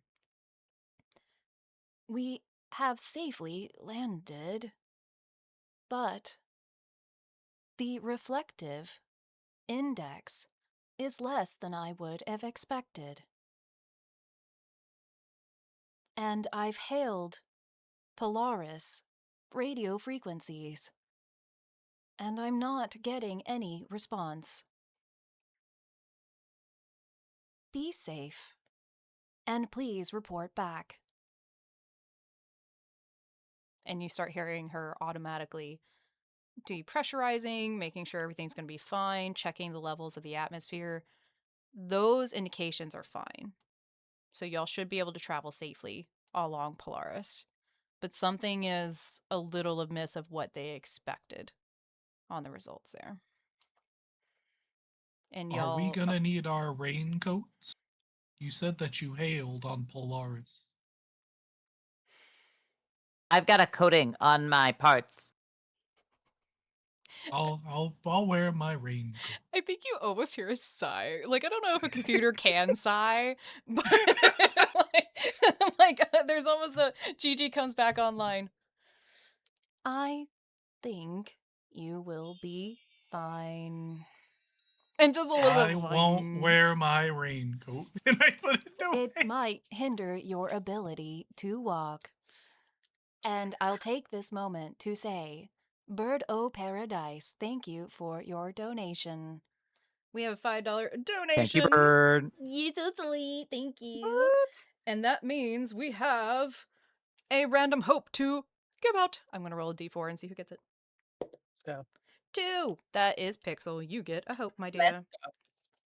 Oh, Optimus Up happy. to it. Just to clarify, Mm. so it's darker on the surface than we expected. Yes. And Mhm. if we were to look up, we would see mirrors like in the sky, Yes. reflecting light to make it look, as you approach, make it look brighter than the planet actually is. Correct. Technically a star, Got it. but yes. Got it. Because you can totally land on stars here. Hush. Yes, absolutely. This is Yes, magic. yes, But yes, Okay. yes. So as y'all were getting into able to being land, that doesn't sound right. Getting to Polaris, able to land, it looked a lot brighter on the descent, and when you Mhm. got past it, the levels of reflective abilities weren't quite what you expected. Like when you were coming in, they were normal Polaris levels. When you got closer to the star, you can see everything, but it's a lot darker than what you were reading on your approach. Is there anything in Daggerheart regarding like dark vision or anything that we need to be aware of? Yes. So as a mechanic, yes. Sorry, that is my answer. There is a dark vision mechanic here. It is not something you need to worry about this moment, though. Like there's enough light for you to be able to see, but it's not blinding like you were expecting. It's not good for growing a garden. They grow blue potatoes on Polaris. I'd try that. And sorry, the wheezing, everybody, is me. I laugh like a tea kettle. Anyway, continue on. I'm so sorry. Everyone's like, where's that wheezing coming from? Like, it's me. Sorry, continue. I think so. Chip just kind of like gently disengages the clasp, although he kind of like snuggles up against them because he thinks this is Gigi's only arms to hug him, and then he's going to hop down, immediately start teetering, and just his arms spin wildly like I just did. Like that. It's Love the okay. It's Foley, just a thank you. popcorn bucket. Yeah. And then he resettles like Gravity fields on.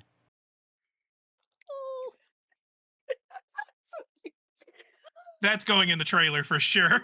Yeah, 100%, 1000. Is still in his bowl, like on his back, floating, and fell asleep. So you just hear, I don't know what a frog snoring sounds like, but that's what you would hear.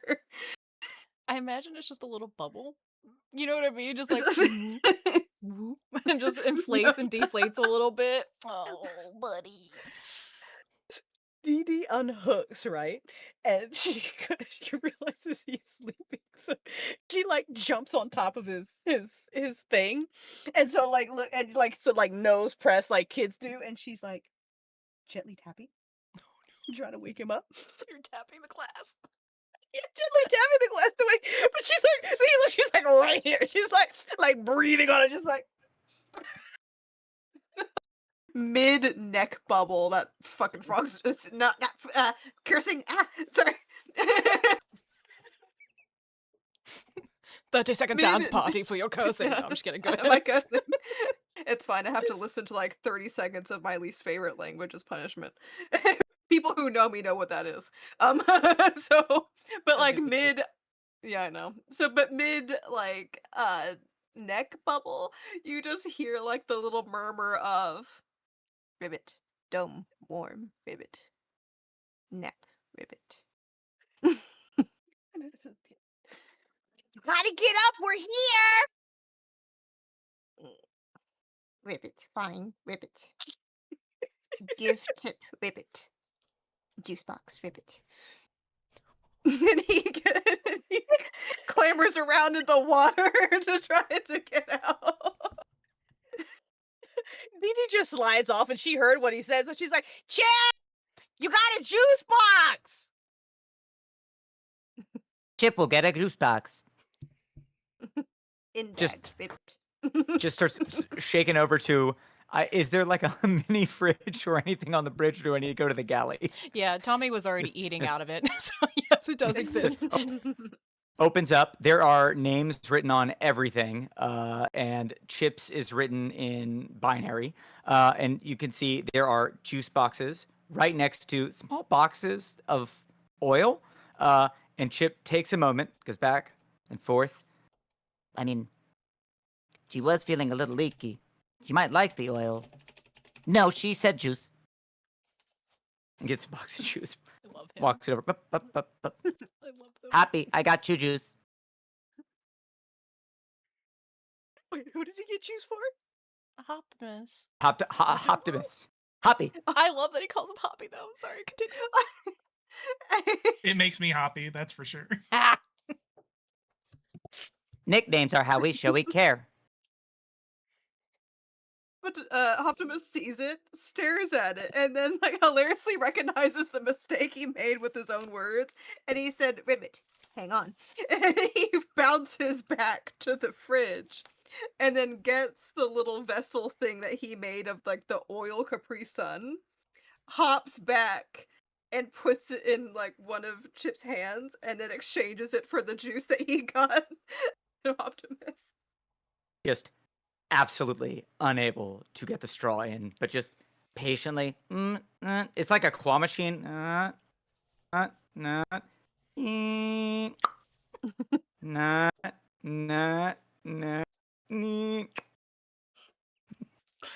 many holes are in it? For like 5 minutes. Yeah, like how many holes are actually in the top when he finally gets there? He's absolutely pushing it all the way through the thing. It's like there's little drops of foil are coming out, but it's like it's not in the foil, so it doesn't count. That's not right. Gotta do it over again. Zeroing in. That's what I'm imagining. I love it. Okay. So as y'all are disembarking after repack, I'm gonna imagine it's like packing, repacking. Okay, wait, did I grab the snack my mom packed me? Okay, hold on a minute. What coordinates did Gigi give me? As y'all are disembarking the GS friendship, I imagine again, Gigi has made sure it is safe for y'all to disembark and has a bridge going out for you. As y'all are exiting, again, it's not as bright as you were thinking. And who's got, let me look, who's got the highest instinct? I see a 1, and a 2. Dee Dee, it's you, my friend. Dee Dee, if you could for me, please make an instinct roll to see if you perceive what may be happening.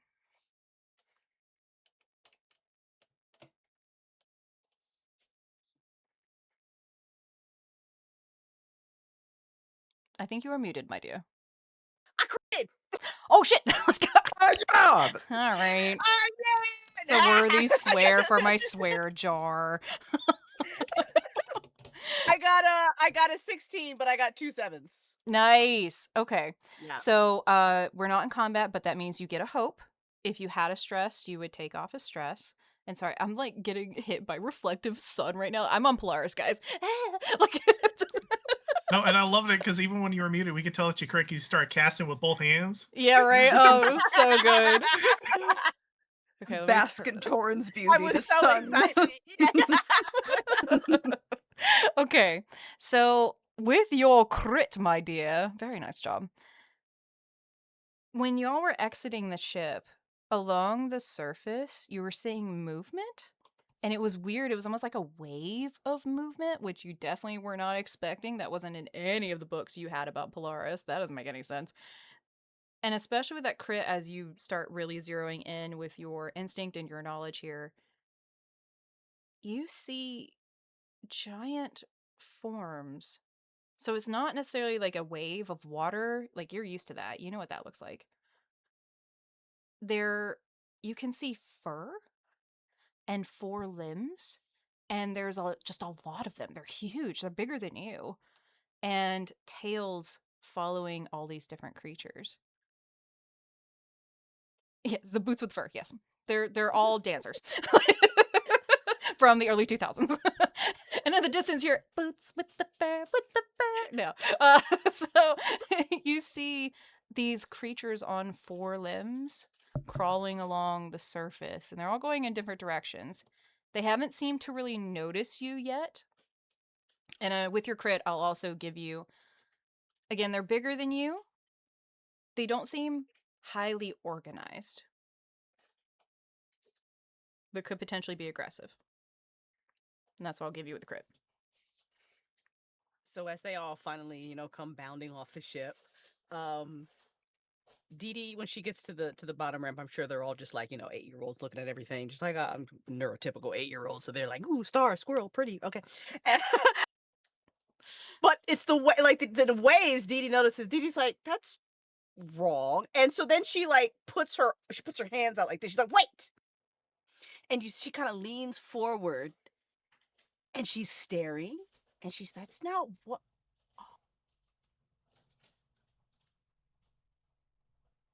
Do you see? I think Chip just walks underneath Dee Dee's arms, his antenna just like tickling her elbow. It just Interesting. That's not what my data showed. Didn't read about that either. Okay, everybody, there are. I don't know what they are, but they're bigger than us, and they're not really moving in a pattern. It's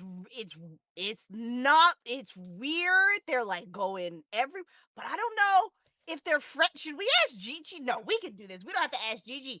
But they're Ribbit, supposed to be here. What? Ribbit, friend, on ground. Ribbit, like me. Ribbit. I don't know. They don't look like frogs. They don't look like frogs. Hop, hop. I don't know. Suspect, Ribbit.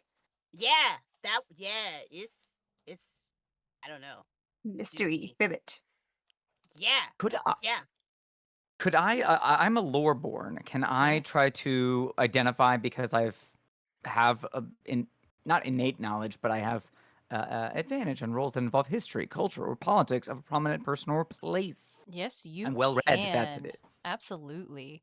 And for edification, just for everybody, everyone has a community somewhere that we're from, grew up in, or were around for a long time, and it denotes special abilities. And this is for loreborn. So well read. Yes. So you have advantage. So this means on your roll, you will add the d6. And so pretty. Honestly, and I love that it's basically a duality die within itself. It's beautiful. Are you doing knowledge for this?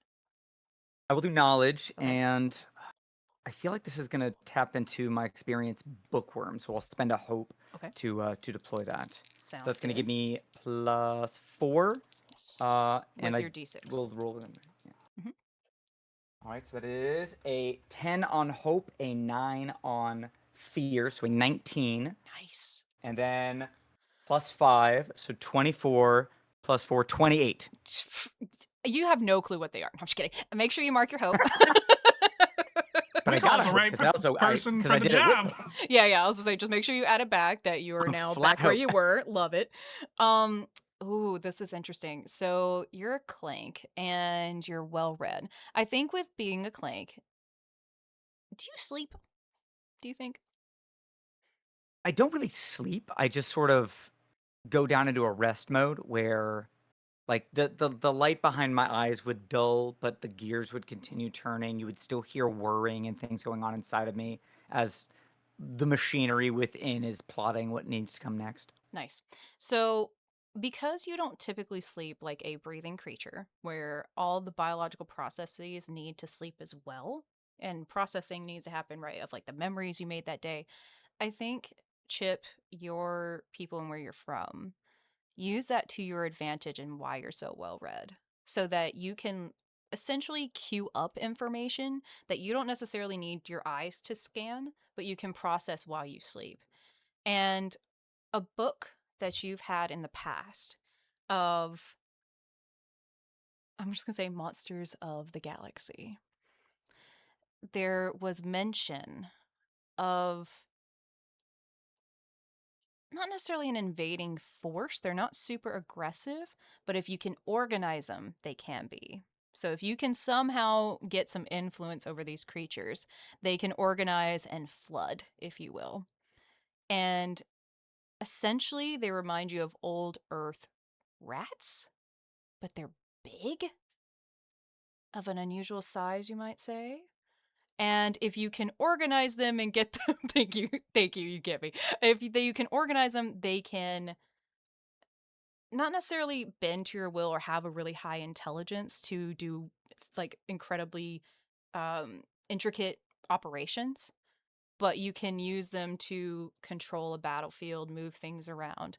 And based on what Dee Dee has said about them and her observations of them, and your well-read understanding of creatures of the universe, that is what you're thinking these might be. Just you hear like clicking, whirring, ticking, and then all of a sudden the hand comes up with the finger pointed straight up. I believe these designation ROUS. I thought they were a myth. What does that mean? Rodents of unusual size. Oh. When rats get on a ship, that's not good. We're not on a ship. You're right. So maybe it's okay if they're underground? Rats are usually on the ground. On most They- planets. They get on ships sometimes too. We talked about this. Should we talk to them? Would Chip know if rats have an intelligence or a sentience about them that could be communicated with? They're not super intelligent. I mean, you can try. Like, someone can organize them, so they have to have some ability to either be bribed, empathized with, sympathized with. You're not sure how that particular part of it works, but there is an ability of communication. I did bring my According to the union lore, card. Well, according to the lore, there was a sorcerer named Willard who was able to communicate with rats and use them as weapons to seek revenge on people that he did not like. The good doctor. That's mean. Wow. I was not allowed to watch that particular documentary back at the Galapagos. Yeah, we had Dr. Doolittle instead. That's a really good one. Well, I mean, maybe we just Maybe Do we just- sneak. yeah, maybe we just sneak around them. Standing still, Chip starts rattling. I am very sneaky. Oh no. I love him. Okay, so I'm going to introduce to y'all. There is an ability for a group role here, and this is a mechanic in Daggerheart.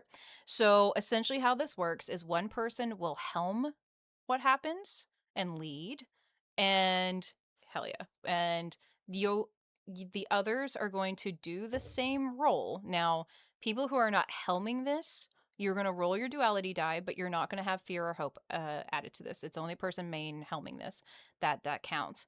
But if y'all are helping, or you're doing your group roll, if you roll above what's needed, you'll add a +1 to the main person. If you roll below what's needed, you get a -1. So, What's needed? I mean, I guess I could tell you if you want. It's going to be a 13. A 13 is So, going to be what it is. Yeah. Oh no. I have a Wildborn Yeah. trait Mhm. from my community, so I have Lightfoot. I'm a turtle that cannot be heard. I move naturally silent. I have advantage on rolls to move without being heard. I love this for you. I love So I this. would Like a like ninja to turtle. helm. Yeah, and I'm also a nature lover, so I would like to helm the trek through the safari around our ROUSs. I love it. Alrighty, so I Tommy, have a then oh, go ahead. super quick question. Yes, of course. Yeah. Is Tommy big enough? I mean, maybe just for RP purposes, but is Tommy big enough that people could ride on Tommy's back? Well, I'm a Galapagos turtle. I'm pretty big. So, A silently moving giant. I imagine it's because he's so slow that your Right, right. brain doesn't connect that those are footsteps. You know what I'm I like mean? Drax. It's just just there. I love it. Yeah, exactly. Oh, it's great. So, Tommy, you will not roll yet. We're gonna wait for the Okay. others to roll, and we'll make sure to add all your bonuses and make sure to spend your hope where you need to, etc. So, Crystal, Pixel, and Adam, if y'all will roll for me, this is going to be a what fits? A finesse roll in my mind. So y'all are gonna roll your finesses, and this is just your duality die. You don't get to add anything. And let me know what you get. I'm also blowing into my dice as well. Yeah, right. Oh, Optimus. Your girl Okay. got a 17. Got a 17. That's a +1. I got Yes. 11 fear and a 5 hope. So 16 plus 1, 17, but for fear. Okay. So it's +2. Now, with hope and fear, because y'all are not the leads, it doesn't affect. So unfortunately, I don't get a fear point with that. It's fine. But no, it's fine. So you all rolled above what you needed. So that's +2. And Optimus, what did you get? 3. So that's a -1. So you get a +1. I think that's almost I'm the so lowest sorry. roll. I still believe in you. That's I all. think Chip is like squeezing his juice box over his joints to oil all of his gears so that they don't squeak so much. Oh, yes. Aw. Okay, so this means for Tommy, you are going to roll a finesse roll. Now you get advantage, so that's a d6 that you get to add on top of that. Are you spending a hope for your nature lover here? That sounds weird. That's his experience. Yeah. Don't come at me. Okay. Yeah. No, it's what I called it. I'm a nature lover. I'm Yeah. I'm a wanderer. I'm a nomad. So yeah, I would like to spend a hope for that. And you said that's a finesse. Yes. So you're going to add +1 from the help with your friends, +2 for your nature lover after you spend your hope to do that. And then Okay. roll your duality die plus a d6, and we'll -1 Okay. after that for your finesse. Okay. I've had it do all the math Mm. because again, demiplane.com is great, Perfect. including the -1 from the finesse. Excellent. So here we go. It says I have 16 with hope. Okay, go ahead and add a hope. Very nice job. And yes, that is higher than 13 is what you needed. Now, please explain to me, my group here, how are you sneaking past with Tommy leading the way? Yes, please. So I see what the plan is, and they're all like talking about it, and they're arguing, and they're identifying, and then I just kind of at my pace just pick up Hop, pick up Dee Dee, and then I just kind of scoop up Chip in like a swaddling, and then I just start going. But it's not very quick. It's like a slow, just lateral move across, but it's so successful. Everyone just kind of looks in awe as we pass the things. But it takes a while. Chip just reaches up to his throat and gently rolls the volume of his voice down.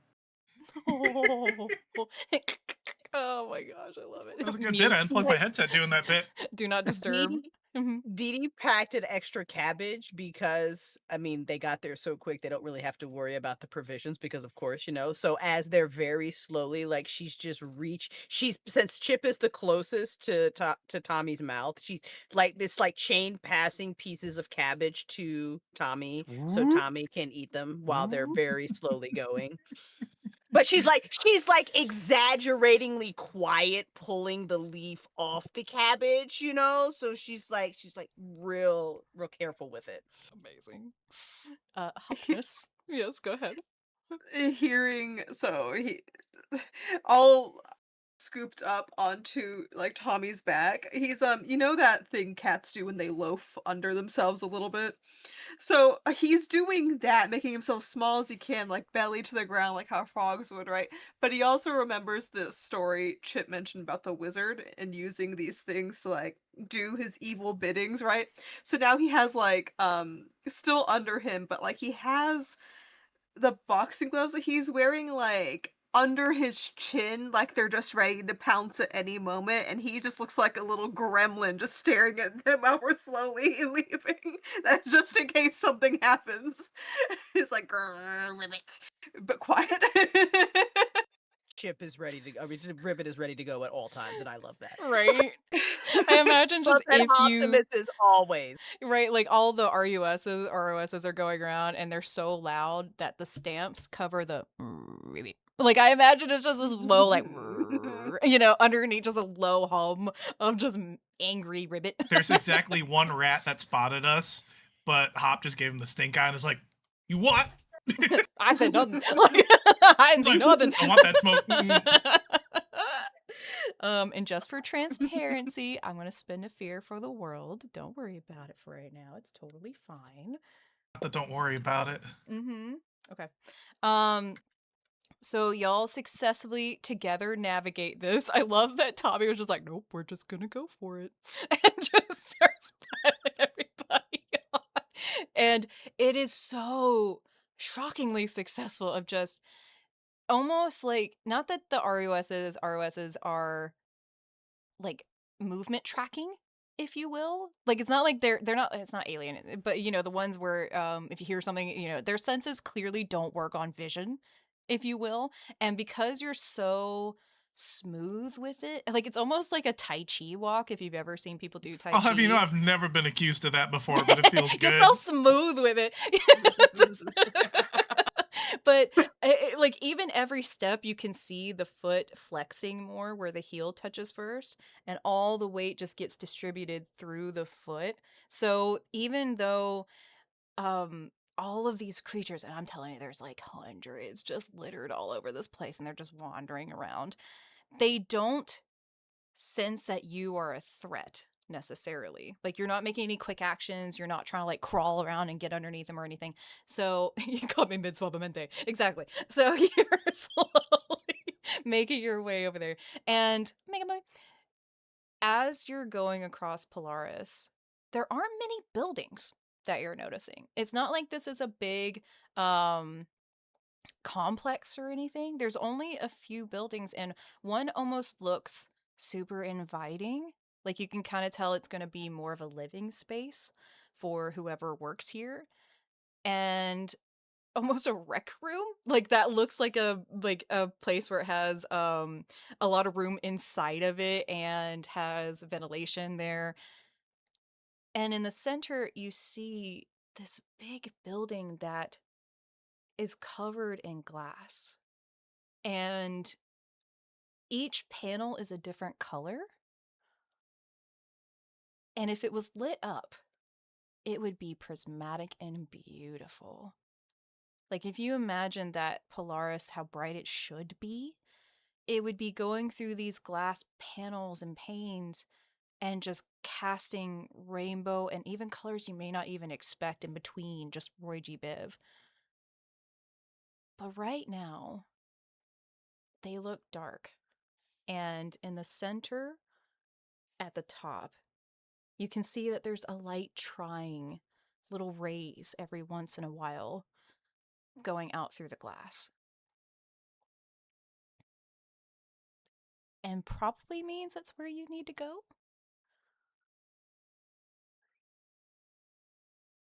Being held by Tommy, Chip's hand comes up and he points. There it is. Sorry, go ahead. Oop, Yep, nailed it. there it is. Whoop. There it is. Tag Little- team back again. No, sorry. I'm fine with it. Go for You it. guys ever seen the movie Everest? No. There's a little snake in that movie that just hops every now and then, just goes whoop, and then disappears for another 15 minutes. And that is same energy, and I loved everything about it. I mean, if you're throwing a dance party, the rats don't seem to care at this point. We should have distracted him. Just throw a disco ball dance party and dun, dun, dun, dun, dun, dun, dun. Whoop, there it is. Hey! Sorry, go ahead. My brain just went through a whole 90s dance party. Thank you. Because we went for, never mind. I'm not going to tell you all because then we'll be here for just singing. Do you think you're better? Okay, I'm done. Go ahead. That's it, I promise. Last Come one. on, ride that train and ride it. Woo, woo. Okay, so We are 8 years with old. this, I love it. we are all 8 years old. Can they, with their little brain, like tell that like this glass building should be lighter, or would they think that like does it, to them, does it look wrong? I so want to make you roll for this, but I'm not, because you're asking me and you've been studying the books. Not This Is the Rhythm of the Night. I will burst into song, and my chat knows this. I'm just not looking at y'all. With the books that you have read on the ship, you know that that is where the light keeper stays. And typically that is lit very brightly. You're not really sure the like your books don't illuminate on how the inner mechanics of that work. Thank you. But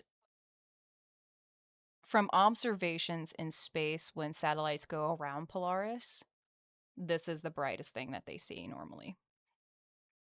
So you know that that is incorrect. I heard you. Sorry. No, you're fine. I'm also about to burst out into song. I'm just not looking.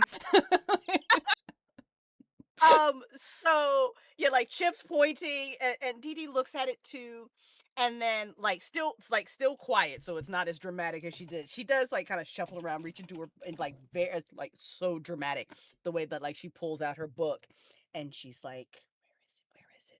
And she's peeking, and she's looking, and she's looking, and she's looking, and then she kind of holds it out to show to everybody that's being swaddled by Tommy, and she's like, "It's supposed to be really bright.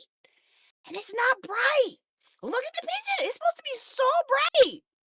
That's not bright at all. Is it broken? Oh no. Not pretty. Ribbit, not pretty. Not pretty. Just turn up the right. sensitivity on your eyes. Okay, when you do that, is it brighter? Slightly. No. See, it's broken. Life's better without a filter, my friend. If I take off the filters, my lenses get scratched. He's got it Oh, with the filters. He's got it with the filters. Okay, so Light bulb. Get ribbit. Light bulb. maybe it needs a light bulb. Well, let's go. We should go see why it's broken. Let's go see why it's broken. Because it's gotta get fixed. Because we gotta find stuff. Yes, ribbit. Miss things. Ribbit. Miss someone. Oh. Ribbit. okay. Yeah. Okay, we'll fix it. We'll fix it. We'll fix it. I'll keep reading. We'll fix it. So Dee Dee like try. I don't know if there's a section in the book on troubleshooting, but that's what she's looking for. Yeah, where's the light bulb closet for this thing? Right? She's literally like I don't know if any of the books have like, if something's wrong with the lighthouse or like any. She's got. I don't know. I Where's can roll bulb for it. storage? Yeah, I was gonna say, I will make you roll for this one only Yeah. because we've been struggling to get details in that book. Go ahead and make a knowledge roll for me if you wish, or if you're trying to do something else, you let me know.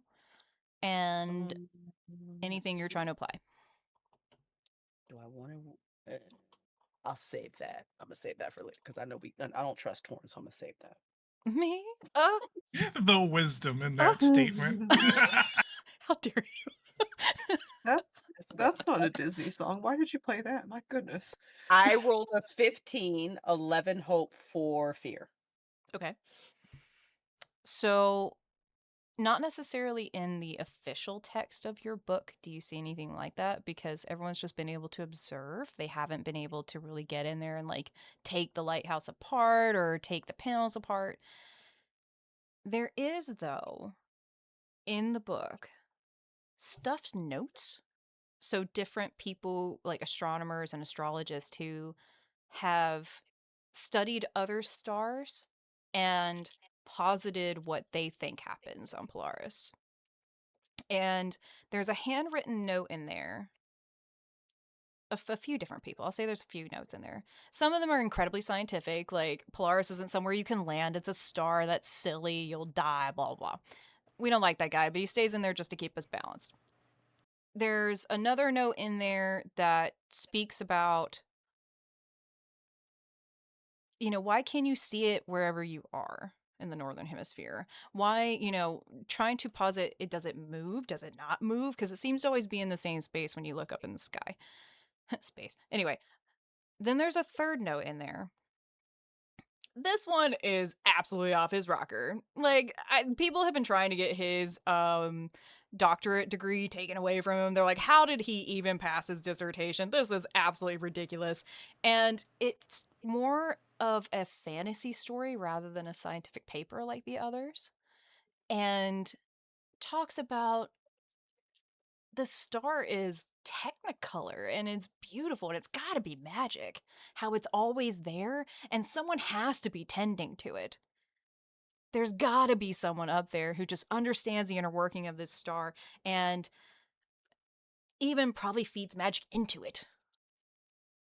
And has a note on the margins, not that I'm firing my lasers, Lightkeeper? Question mark?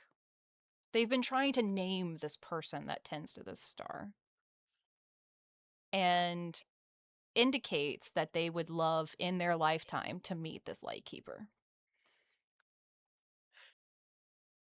So, two things happen. One, Mm. when Dee Dee gets to that note about the guy who was like, "There's no way you could land on the whatever," Dee Dee pulls a pencil out of her book bag, and she writes underneath that, "This is wrong. I landed here. Signed, Dee Dee McCoy." Love it.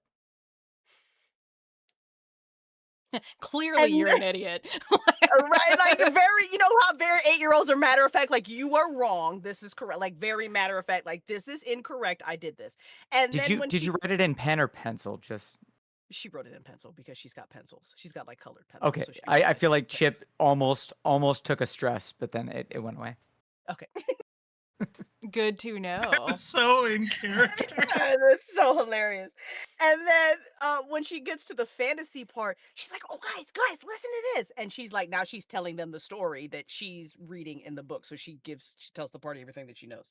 And then when she's done, she's like, "Do you think something's wrong with the lighthouse? The keeper? Like he's supposed to be tending, like they're supposed to be tending to that. They're not tending to it. I hope he's not missing. That would be bad." Maybe Ribbit napping. Ribbit, like I wanted to. Ribbit, sleep. Ribbit. I'd like a nap, yeah. Oh, you think he's sleeping? Maybe he's just sleeping. Maybe he's just sleeping. I am programmed to make white noise if anybody needs to nap. It's really nice. He can make ocean sounds too. It's really good. That's actually very cool. Yeah, I'm going to take a nap with all these rats. I'm not saying no, for the record. No, but we'll take a nap later, but we need to go wake the lightkeeper up.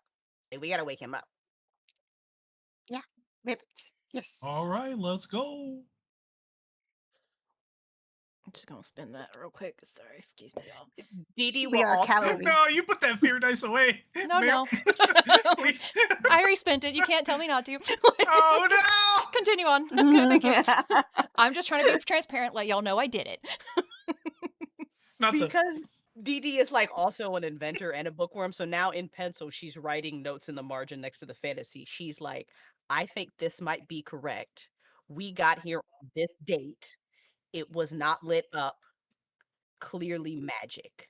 Question mark. Theory is hypothesizing."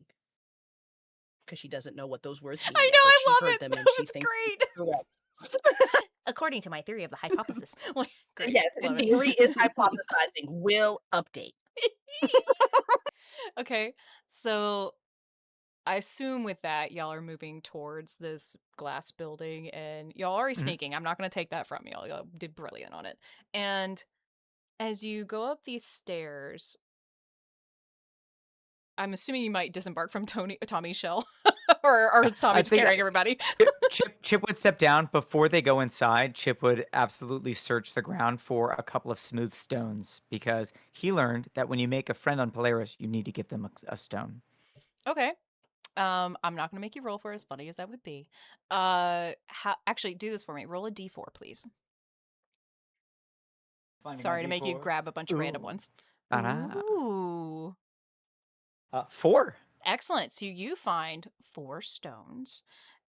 Is there any in particular you're looking for?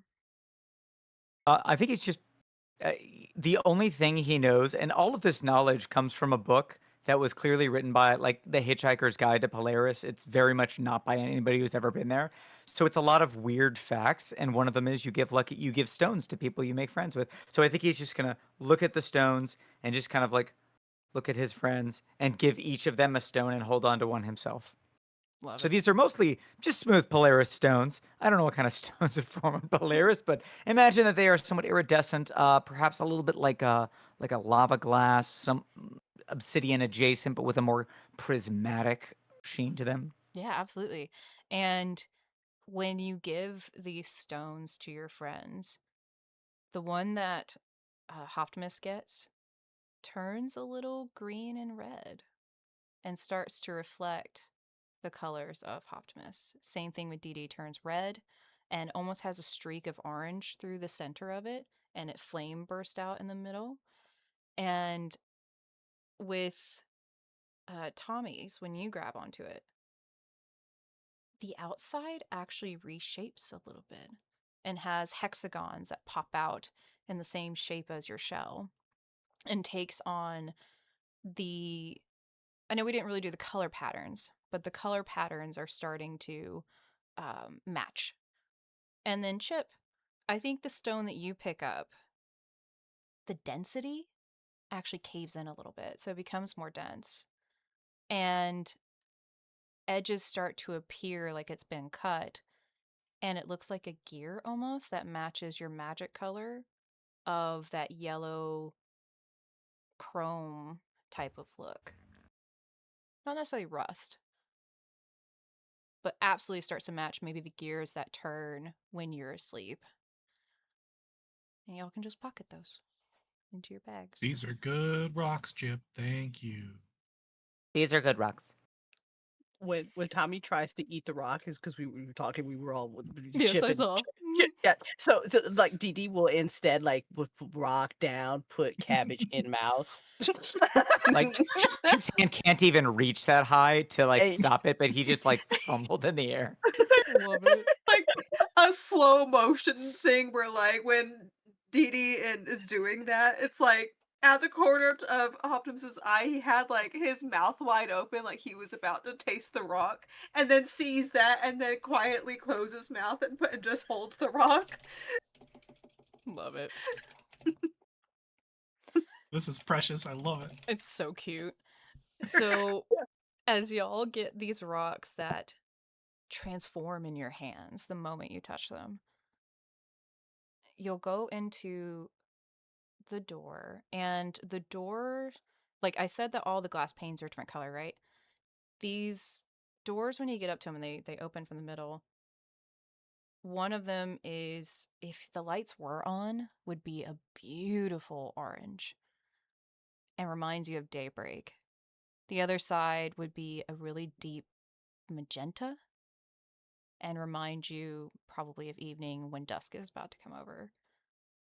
And as you're closer, you can see it's not that the glass is broken, but when glass does get hit and it fractures, it mimics that pattern, but they're actually just little dust bits on there that you imagine, if the lights were on, would shine in all different directions like diamonds. You gotta see what this building looks like. It's gonna be gorgeous. So as you're going in, though, no one's here. Nobody. And as you're listening, I don't even think you really hear anything, but you do see a stairwell that starts and spirals up above you along the walls. But so far, you're not seeing anybody. Don't make me sing Rihanna up in here. All right. I see your shine bright like a diamond in the line. Anyway. when Chip gives them this rock, and it's so pretty, right? Like didn't realize, like it's so like pretty, like these are, oh my god, like so pretty. Try not to that it gets loud and then she gets quiet again because she doesn't want the rats to come over. And she gives Chip like a super cute little 8-year-old kiss on the cheek, and then she runs into the building and she skitters to a halt. She looks around. Real quiet, she goes, Echo. she's just curious if it echoes in here. Hmm. She does it like real quick because it's like That's so completely cute. empty. I can't. Okay. Oh god, I hate that. Hate that. Hate that. Don't like that. With your Echo. Mhm. nothing's coming back to you. So So then it's not cavernous in that way. Got it. Mm. So then she's just kind of like, hello? Lightkeeper? But she tried not to be like too loud, but you know, It's almost like a 8-year-olds, museum. Like, you're Right, not supposed right. to be loud, but you need to make something. right. So she tries. So she's probably not as quiet as she thinks she is, but she's trying. Yeah, with the second one, I think I will ask you for a roll on that one. Yeah, fair. If you could, let's make a presence roll. When the DM goes, presence roll. yes, presence roll, I get a please. +1 on that, so I can do head math. Okay, I got a 11, 3 on fear, 7 on hope. Okay. So mark a hope for yourself.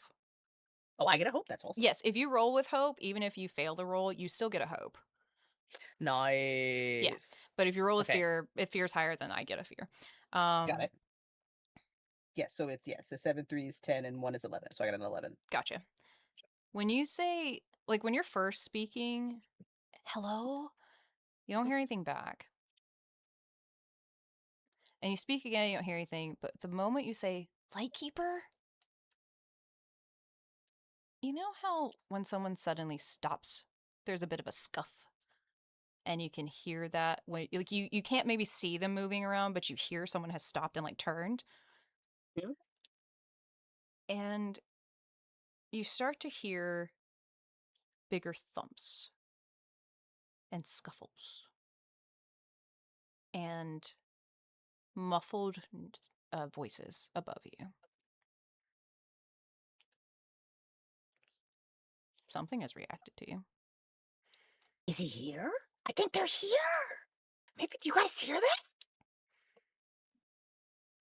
You just hear the quiet plap plap of Optimus hopping to catch up from behind you. It probably isn't the most quietest thing, is the hearing that a plap plap on the stone. Shows up and does the frog thing where they have their bellies pressed into the ground, and he's just looking around like, Where? Do you think they're nice? Hopes they should be right. They in charge of the North Star. That somebody in charge of the North Star couldn't be mean. It's too pretty. Well, okay, let's go.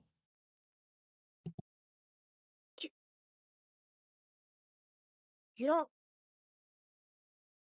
But he didn't say hello back. Why quiet? Right. Ribbit, we're not quiet. What's the word? Some people are He- shy. Yeah? Maybe he's shy. Because I thought he maybe got napped kid. But maybe that's not it. He was wiping his face with a napkin and could not answer you.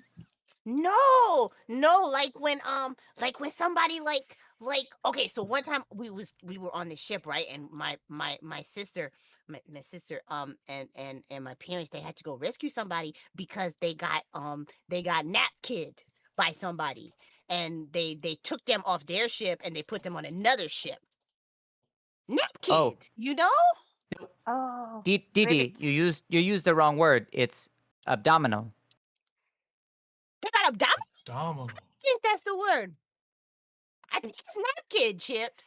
I really do. I just very loudly say, hello, are you abdominal? Ribbit, we If- have similar phrase, ribbit, but under lily, ribbit, or nap kid. Under lily, right? Maybe but if he's nap kid or under lily or abdominal, but even though I don't think that's the right word, that means that's not him up there. That means that's somebody who took him, or he's shy. Stranger danger, ribbit, stranger danger, ribbit. So Flare up. after Are the you a- hello, Hello? Are you a strange danger? after the hello, you're who would do this? Who's got the biggest instinct here? It's Didi. I'm so sorry, Didi. I'm just gonna keep picking on you because you're the one who had the +2 instinct. Please roll an instinct roll for me, if you would. Just roll it right from my Roll good, please. Me too.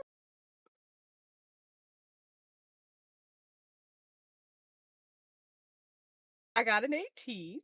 Damn. But Okay. Torin gets a fear. Yum, yum, yum. Thank you. Oh, no. Okay. So with that, the spotlight is on me. And Uh-oh. behind you, with the doors you just came through, all the almost white noise from all of the stomping starts turning into actual stomping. And it's a lot of feet moving in tandem all at once. And you can hear that they're getting louder and they're coming towards you.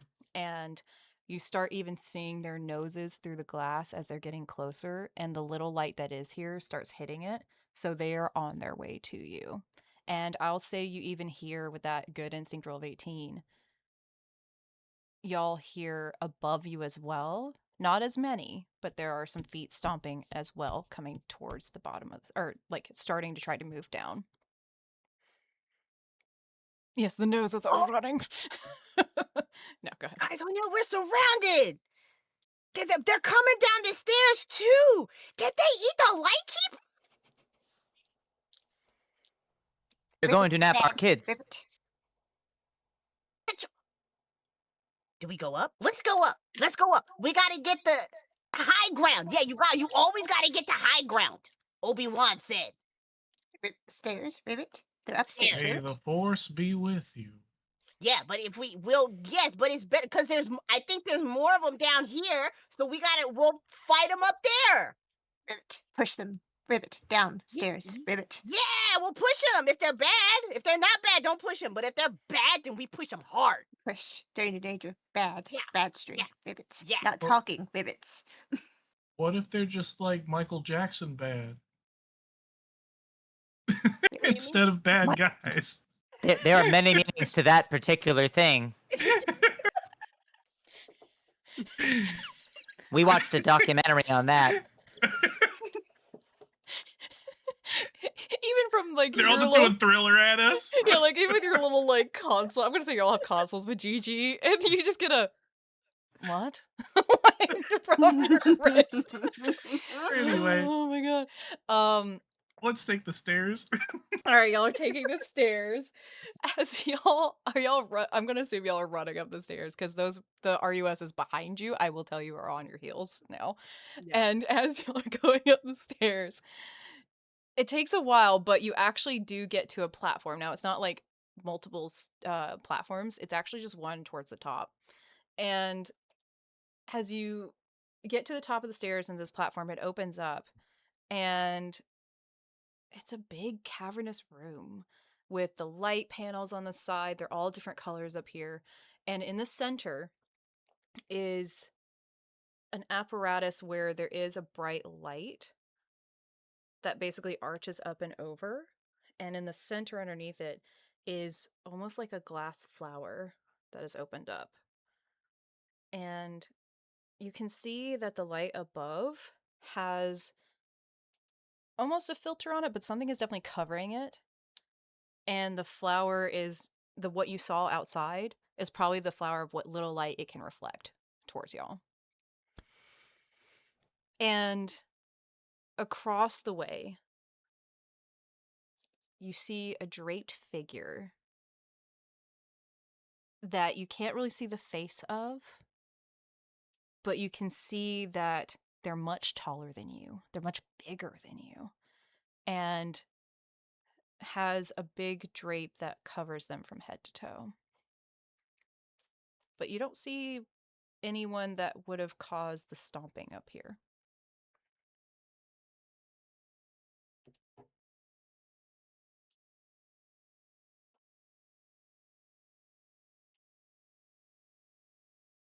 I was like, Head I can up. take it. Like, if y'all want me to do it, I'll keep going.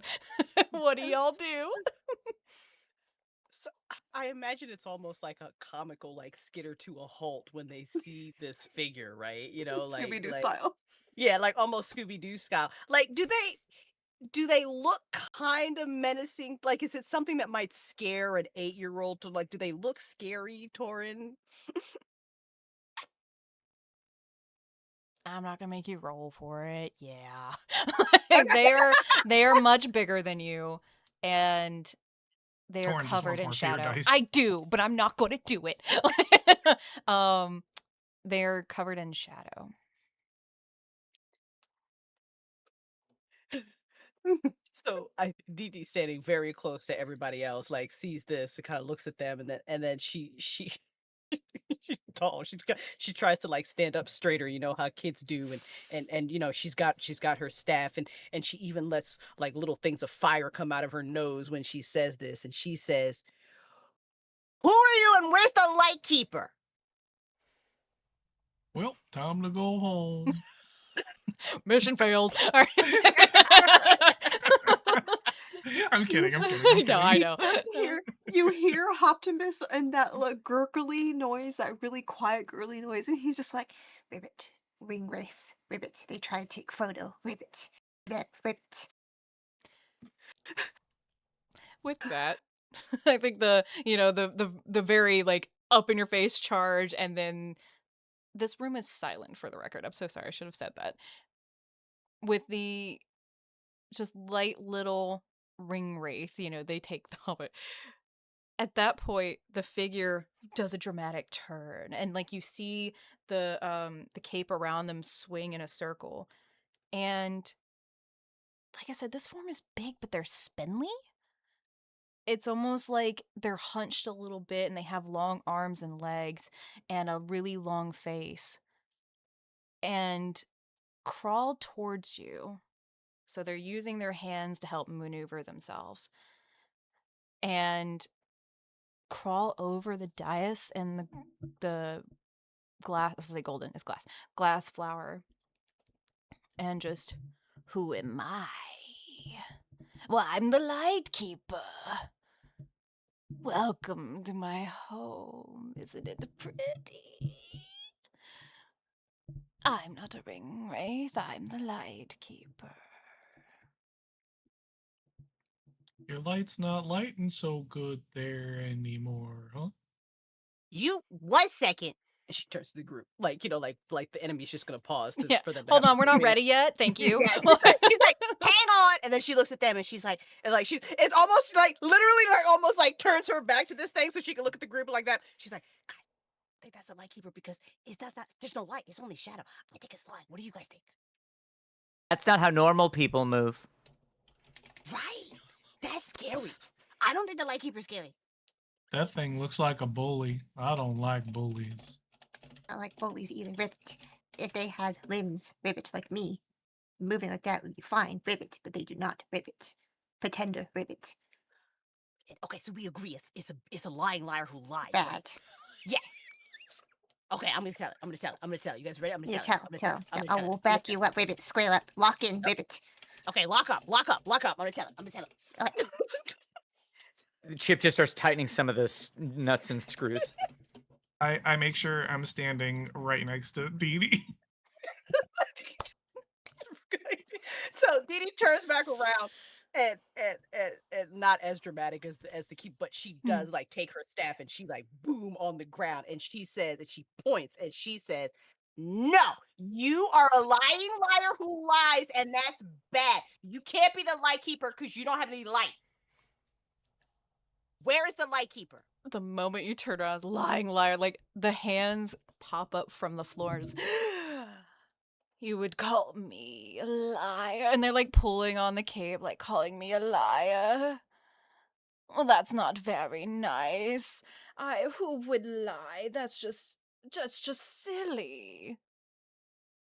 And as they're pulling down on their hair and pulling down their cape, the right hand just flings forward and moves towards y'all to attack you because you called him a liar. How mean. That's so rude, you two. No, it's fine. So as the hand comes up, darkness and stardust fling out from under its hand towards you as the star whip comes out from underneath, and it's going to go for Dee Dee because they called them a liar who lies. All right, let's see. Except Hmm? I'm gonna activate my guardian or stalwart ability. I am your shield. Yes. I'm gonna stand in the way, so I'm gonna mark a stress to do this. Excellent. I'm gonna stand in the way, and I have to take the attack instead. Okay, now let's see if I hit you. All right.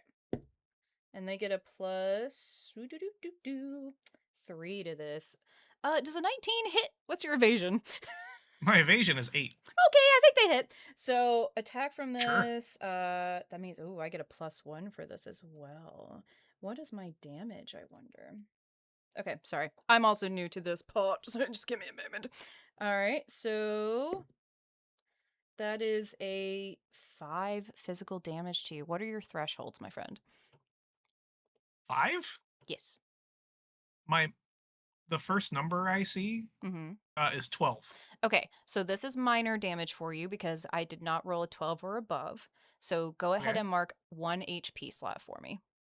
I am instead going to mark 1 armor Okay, and completely ignore all of that. excellent. But you did mark your stress, right? Yes. Perfect.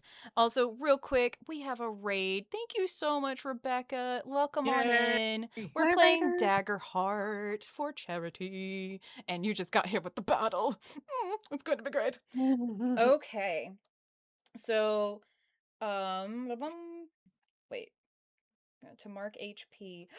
You took away my ability, Tommy. How dare you?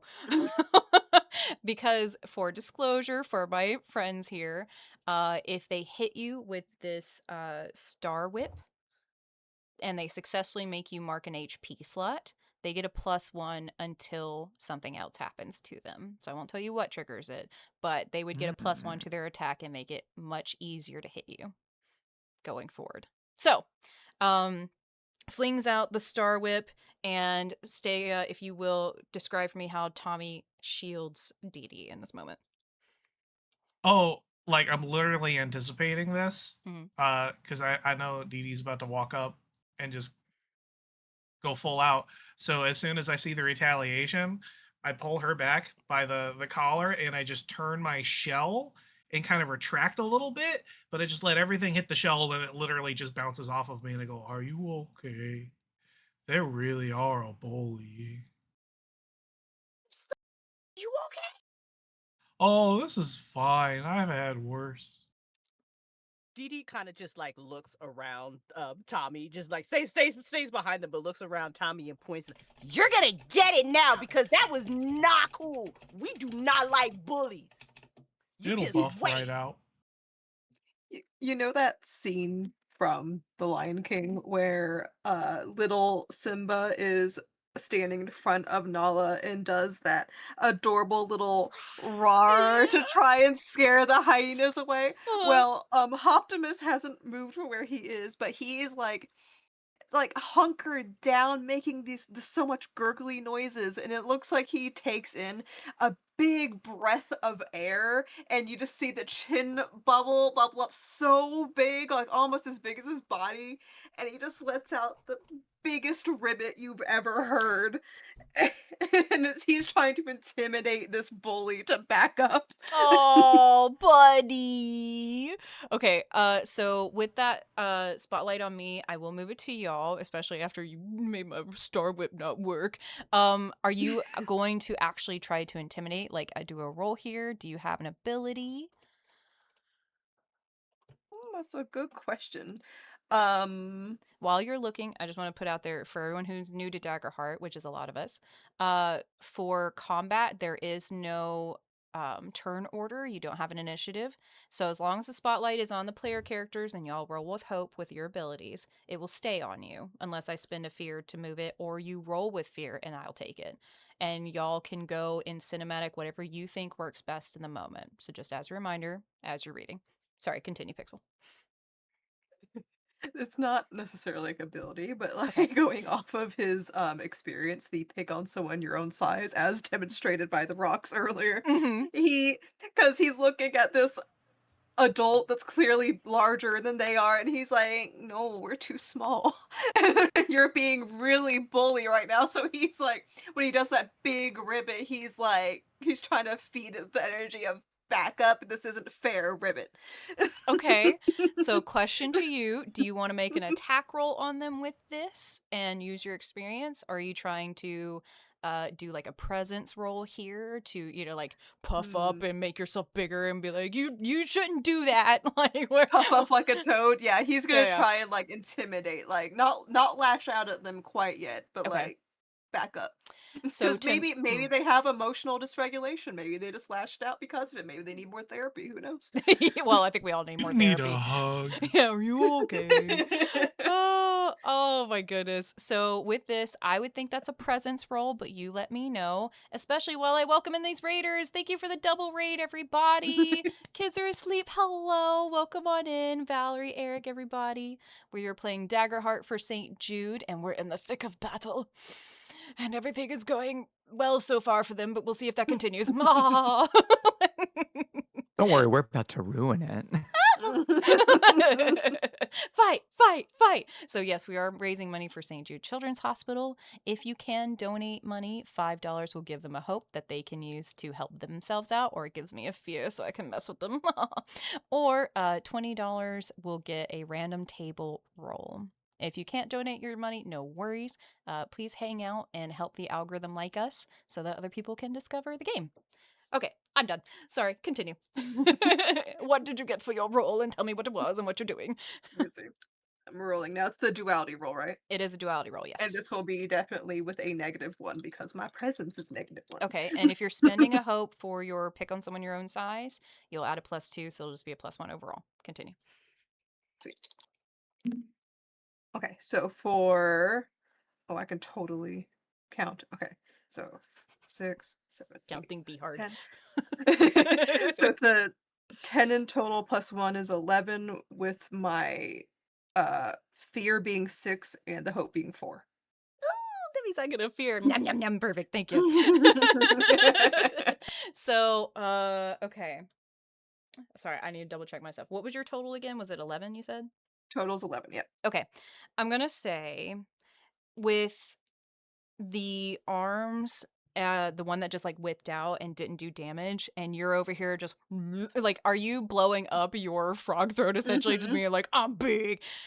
Right, with like deep as little Optimus Prime can do, the big ribbits trying to Simba this. I love this poor guy. I think with the light keeper here, the focus is on the turtle that just thwarted his ability, and with your display, you see the light keeper push off the ground and reach to his full height. So he's spindly, but he is tall, and attempts necessarily to like meet you where you're at, and he doesn't have the I was gonna say the breadth maybe necessarily, but once the cloak billows out, he is about twice as big as you first thought he was, and doesn't seem to be affected by your intimidation tactics. And for all of you, if you could please mark a stress on your sheet for me.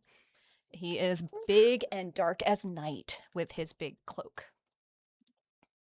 Foreign question. Yes, answer. I have arcane sense. I don't know Okay. how close or far the light keeper is, but if our arcane sense works within close range, He is within Is it close range to you. Yes. awesome. Is it possible that Dee Dee can sense anything from like I don't I can sense the presence of magical people and objects. Would Mhm. that give Dee Dee any information about this thing that would help us beat it up? Yes, hold on to that. I have Spotlight Okay. right now, but absolutely when it comes Spotlight back to y'all, you absolutely can. So don't forget Roger, that. Roger. I Yes. will hold it in brain. Got it. Guys, Heck don't let me yeah. forget. We get info. We shall learn the things. So because you rolled a fear, it's my Spotlight. So with this, I am going to activate him by spending a fear.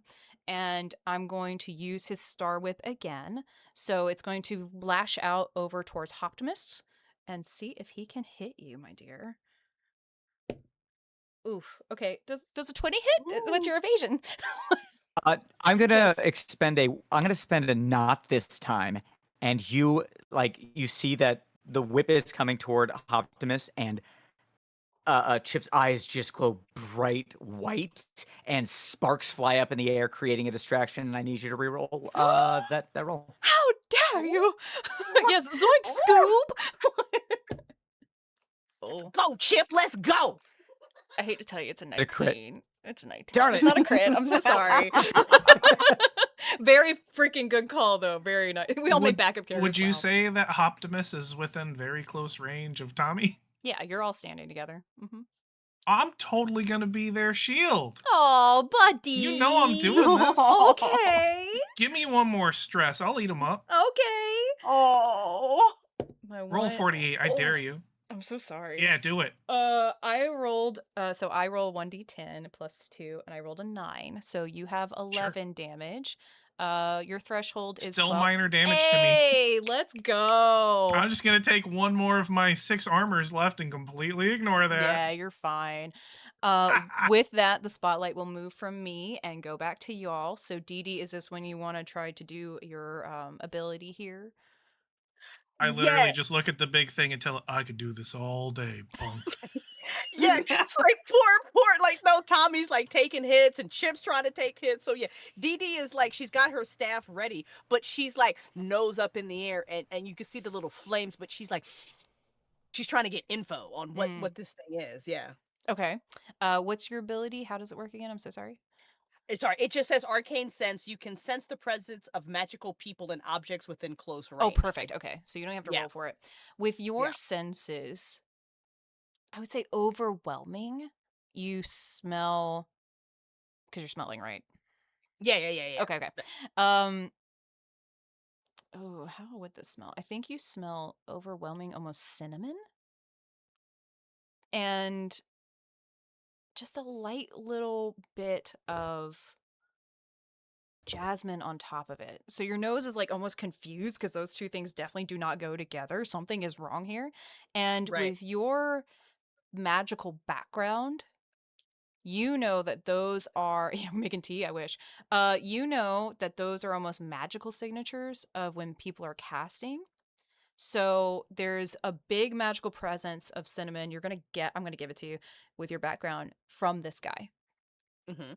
And the jasmine is somebody else that's here, but they are not present.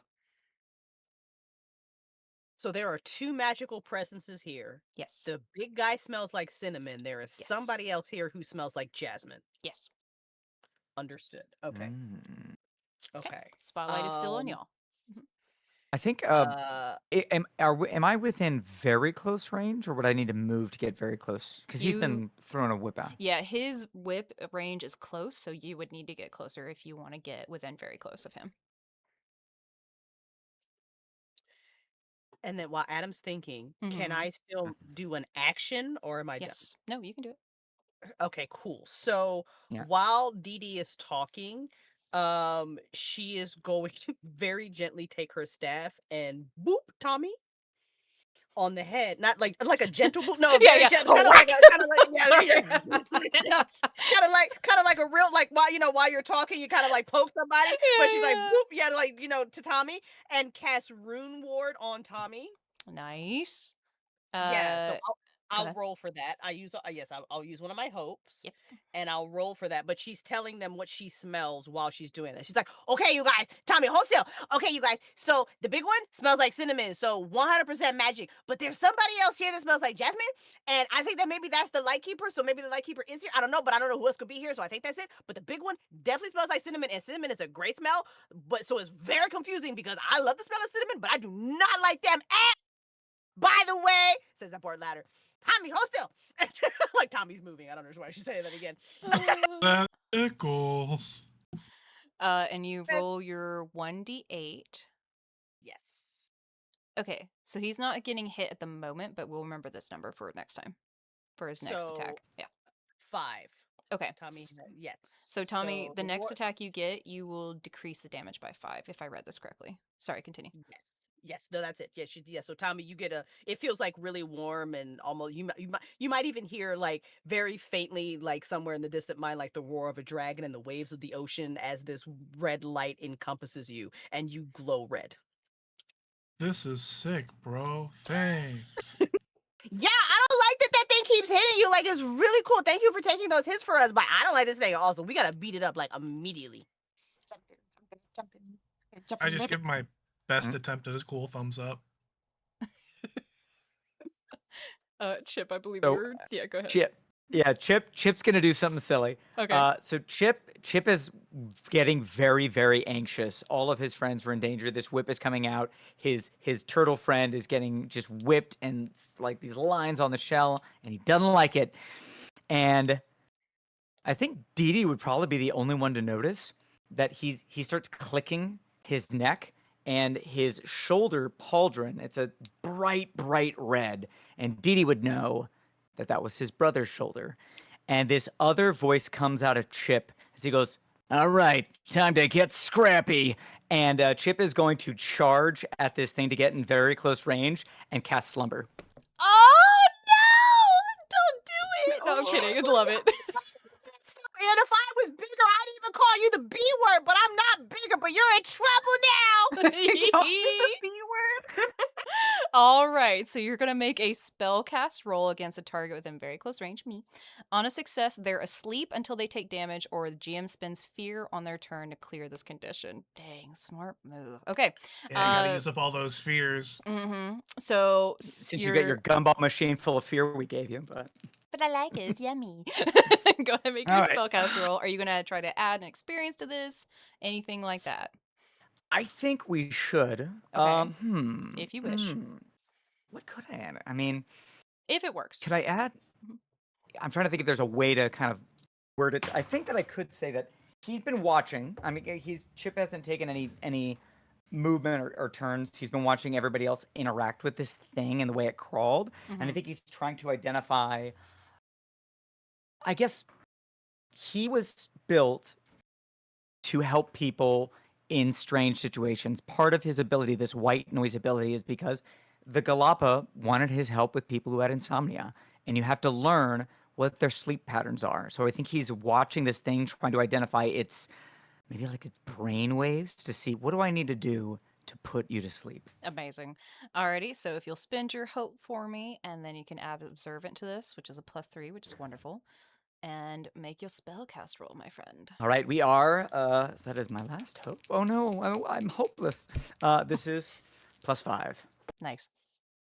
That is a 12 on fear, so you get a fear, and a 10 on hope. Oh, num num num, but that's still a really high So roll. Shit. that is 20. So 22 plus 5, 27. Well, And buddy. he's still got the backpack on. Clank, clank, clank, clank. Grabs onto, I guess, the robes, and just this brilliant vibration comes out of him at exactly the right theta wave. Amazing. As you grab on and these waves come out, his attention's been focused, especially on this freaking turtle that he can't just get past, apparently.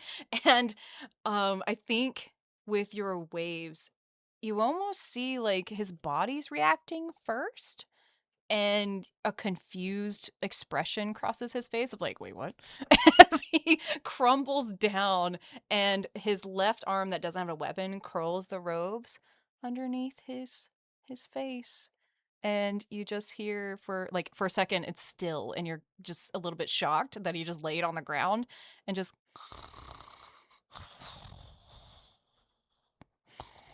starts Gently going through. Mhm.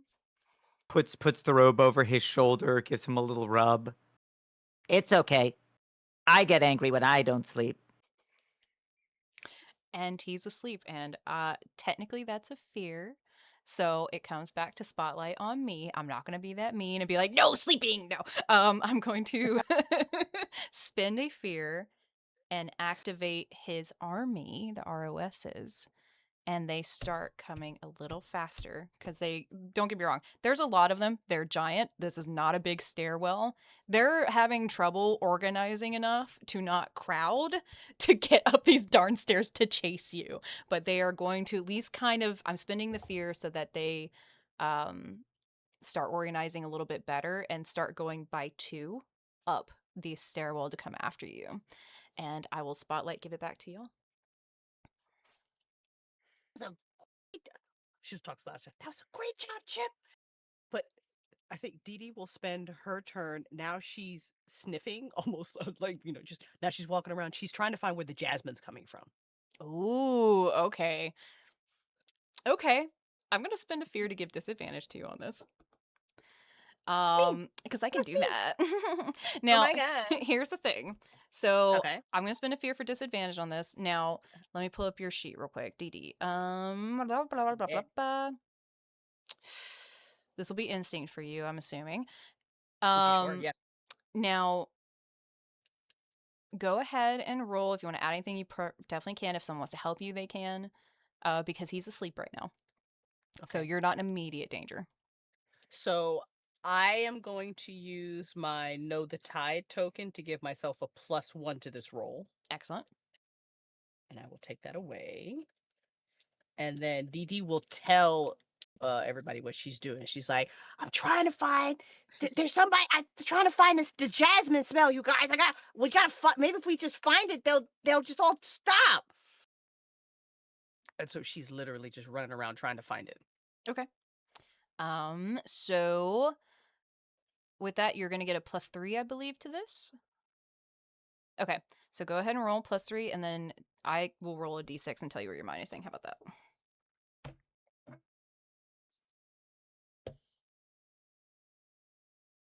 So I get a hope back when I roll hope, right? Correct.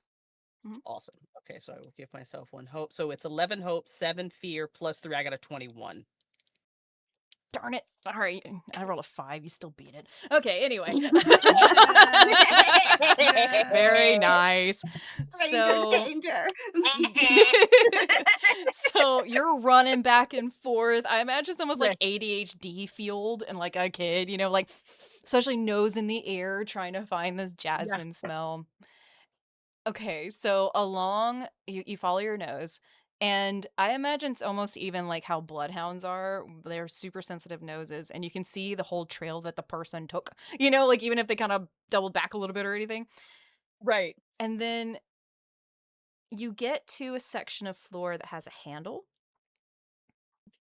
And you could pull this up, but I think it's going to take more than one person to do so. Yeah. So Dee Dee gets to this and she's like, and she's kind of waving at everybody, just frantic, like kid. Come here. and she tries, like she's trying. She doesn't want to break her staff, so she can't choose that. So she puts her staff down very carefully. She both hands, and she's like, I tell them, you go help Dee Dee. I have a job to do. And I go stand at the top of the staircase, and I'm ready to retract into my shell when combat happens. I'm gonna hold these dudes on these stairs. Oh no! Oh, Yeah. God. Hold the door. Not the hold the door! No! Hold no, on. don't forget you got that 5, buddy. You got that 5 to minus damage. You You're going And I'm gonna use it. Amazing. And you just- Optimus, yeah, go ahead. You just hear the aggressive hopping forward to get to Dee Dee, and you said it's like a lever that she's trying to pull down, right? There's a handle on something Oh, on the okay. floor, like a like you can almost when you look closer, you can see there's like a cutout with the handle on it. Mm. Sorry, my brain died. Go ahead. Because like the upper arms of frogs are little and cute. We can't Yeah. quite grip like that. Instead, the massive froggy tongue is going to lash out from its mouth and wrap around it, and then give it a tug. And Chip, for description here, I don't know if you heard this part, but Dee Dee sniffed with the nose of the bloodhound dragon and has found the jasmine has led to a panel in the floor with a handle. So they're trying to lift a handle up. And I believe Dee Dee and Optimus, y'all are joining together to do this. Chip, if you would like to join, you let me know. Tommy is at the stairs ready to fight a bunch of RUSs. So you let me know what you want to do.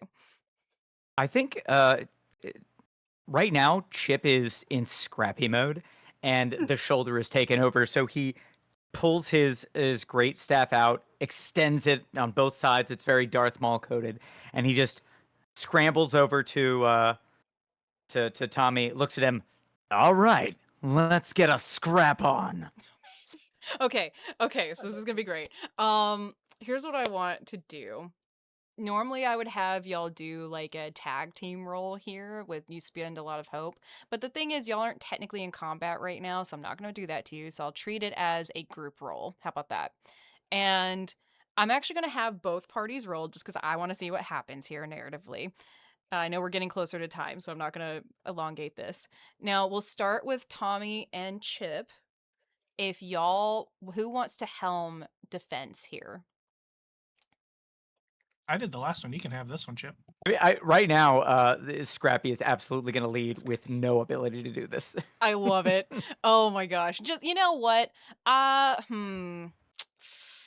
Yeah, I was looking at your stats here. I Hold mean, on. his attack is going to be a knowledge. He's going to use his staff and start kind of getting it charged up for magical Yeah, attacks. I'll go ahead and go with that. That works perfect. So don't roll yet. Tommy, if you will, go ahead and roll here your duality, and it's going to be a knowledge roll. Now you don't have hope or fear in this case. We're just seeing if you add a +1 or a -1 to his roll. Oh yeah, I have no knowledge help, so let's just have fun.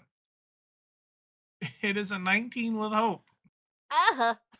Fine. No, I'm just kidding. 19 is wonderful. So Give me the hope. Num num num num num. so y'all are gonna get a We always found the +1. Galapa to be quite knowledgeable. Super smarts. So you're gonna add a +1 to this roll for your knowledge roll. And we are going to use. Well, we know the RUS are coming because we did the lore. So I think we're going to use his bookworm. And I don't have hope, but I do have the ability to take a stress instead and double it. So this will be +6 overall. Nice. Do it. Which is good because that is a.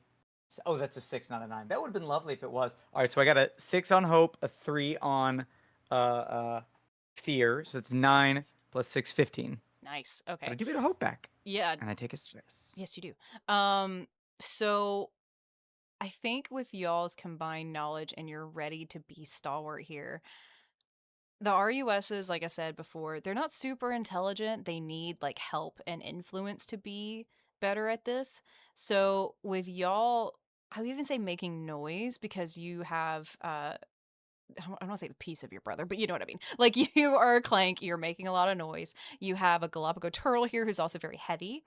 I would say even with y'all's vibrations that you're putting through this floor, also with the taking out the weapons and everything, the front ROSs, you can see they're losing that ability to organize. Whatever was sparked them before to start doing this is starting to fail, and they're kind of getting mixed signals. They don't really know what to do about it. So they are struggling to get up the steps towards y'all. Nice job. All right, so hop along over here. And also Dee Dee, y'all are at this. You've got the tongue there ready to pull. Dee Dee, I'm assuming you're ready to pull. What would y'all like to apply, and who wants to helm trying to get this to open? Hey yo, Hop, what's your strength? +2. Yeah, you're leading that. You're leading that. Okay, so Dee It's the Dee, +2 to lift, smash, and grapple. amazing. Yeah. Dee Dee, go ahead and roll strength for me. We'll see what this adds to Optimus. Okay. Do I roll as well or after her? After. Mhm. So I rolled a 7 with fear. 7 total. 6 Okay. on- Yeah. So because you're aiding, your fear does not feed me, unfortunately. It's fine. Optimus, you go ahead and roll your strength. And actually, you have a damage roll for your long tongue. Are you trying to do like damage to this, or are you trying to pull with strength? No, just pull it with strength. Okay, so go ahead and roll duality. You're gonna add a +1 because with the failure it's a -1. So go ahead. Come on, Hoppy bro. Oh shit, I dropped one. Sorry. Hang Oh on. no. We have an escapee. Looking at it. Not looking at it. Okay, there we go. One demerit. It was the hope one, so I was scared. Okay, so math. All right, so I have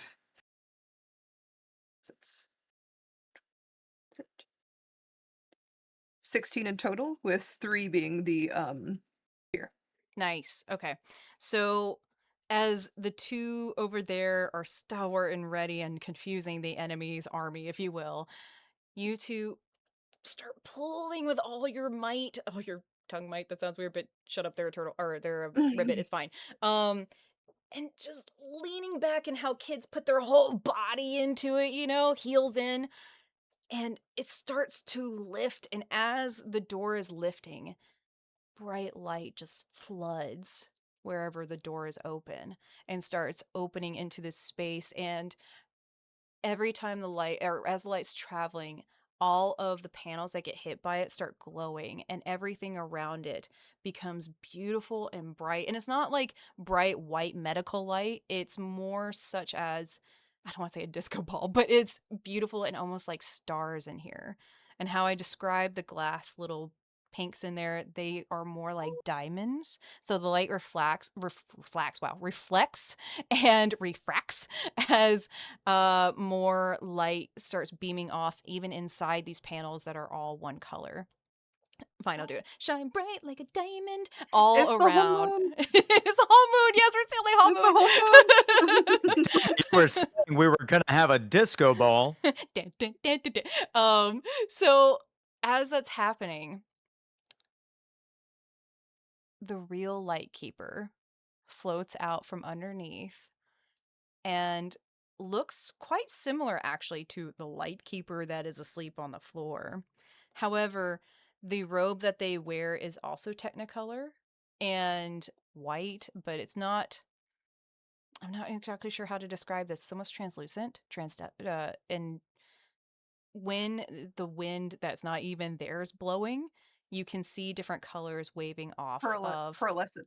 Yeah, absolutely. That'll work. Pearlescent coat. The waves of light come off it in different colors as well. And you just hear a deeper voice and a laugh that comes through of just, I told you, brother, that it wouldn't work. And they walk over to where the light is over the glass flower. And as they get closer to the glass flower, light starts going off in directions from it, just from how much brightness is emanating from this person.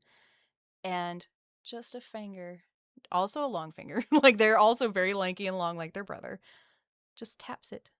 Just a little tap on the light that shines, or that is above this glass flower, and just brilliant light, even brighter, comes out from it, hits the light of the glass flower, and more refraction starts happening of different colors that just start gently waving around and spinning in the middle. And y'all have expertly used your abilities to get the real light keeper out. Congratulations. Did it so I roll well. for initiative. Yeah. And attack the real light keeper.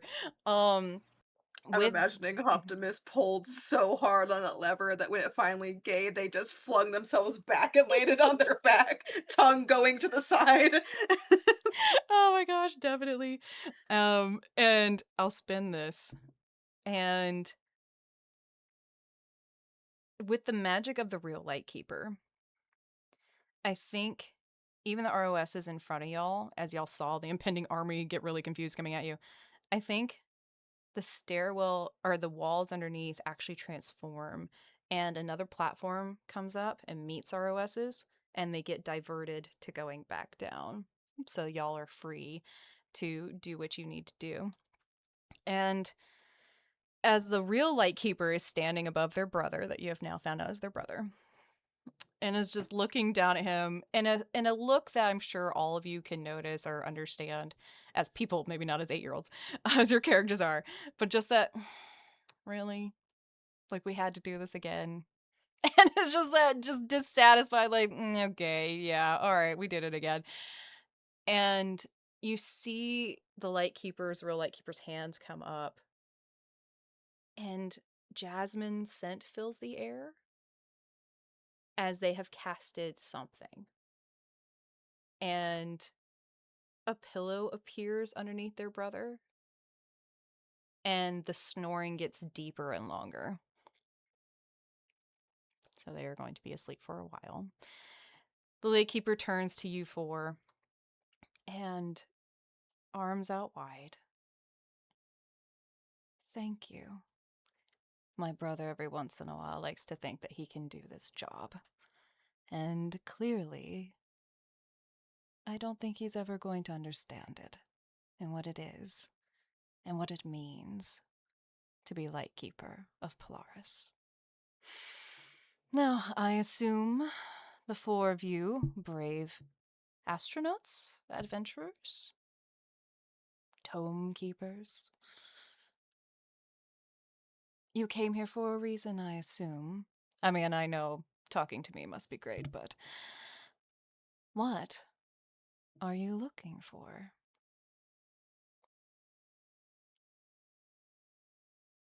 And I will, as the GM, spotlight the four of you. If you would like to answer the Lightkeeper of what you're looking for and how you think that goes. Dee Dee just turns around and says, I think Tommy should go first because Tommy got the most whip marks. Yeah, Ribbit. They'll buff out. It's okay. Have you seen my nightcap? Oh, your nightcap. And they walk, almost glide over to the glass flower in the middle. And one long hand reaches out towards you.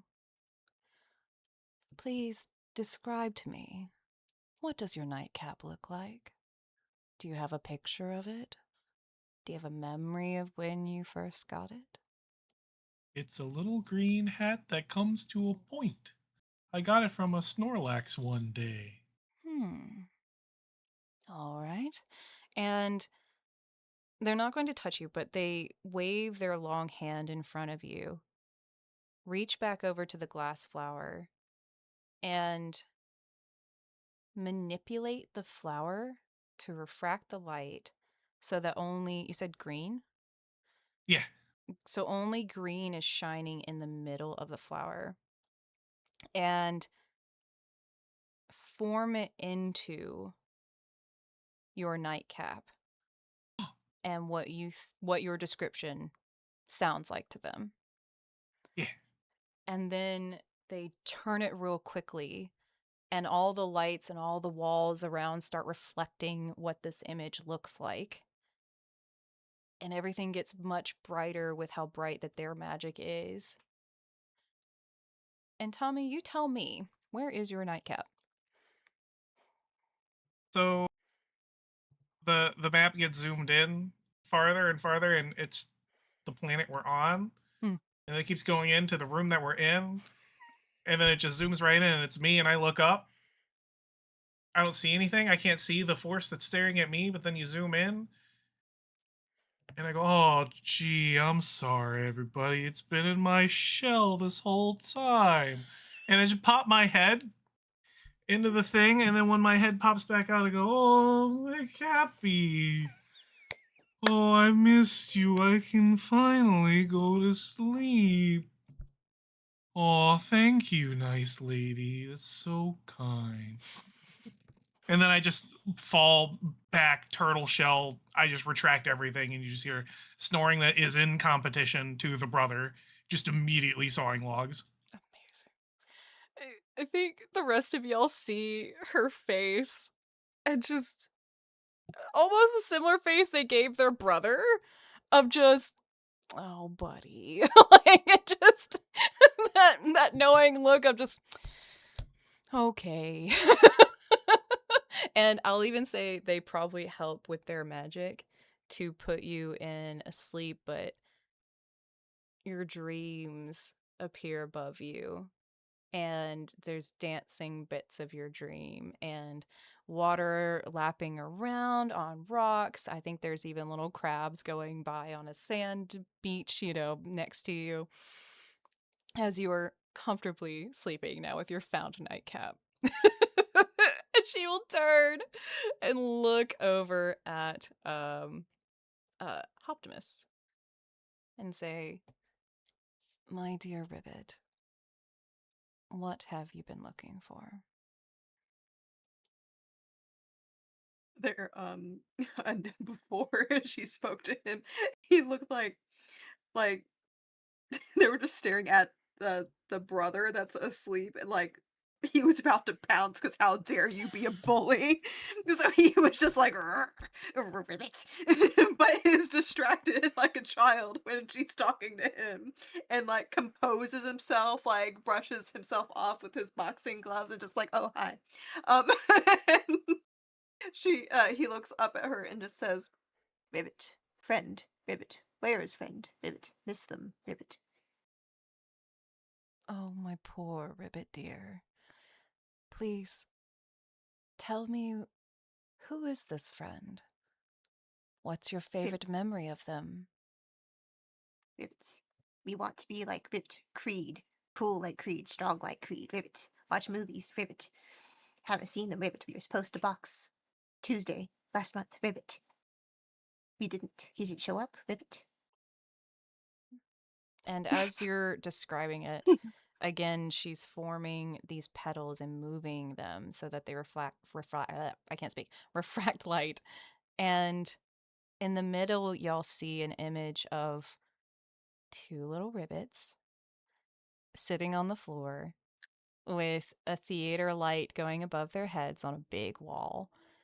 And it's Creed being shown on there, and many a dramatic scene of the training and the heartbreak and then the building up and their just overall state of sweat and just tiredness. And out of that, you see your friend in the middle. And again, that light shoots up into the panels, and you're seeing reflections of the different places y'all have been, your conversations together, your training montage together as y'all jump rope and, start training in your new boxing gloves that are now cracked. And you tell me, where is your friend, do you think? So, I being in awe, seeing all the reflective lights, they just like push themselves down to the floor in that loafing style and just looking. And there's like a deep, wistful sigh out of this Ribbit's mouth. And remembers something that now he's thinking about a little bit more.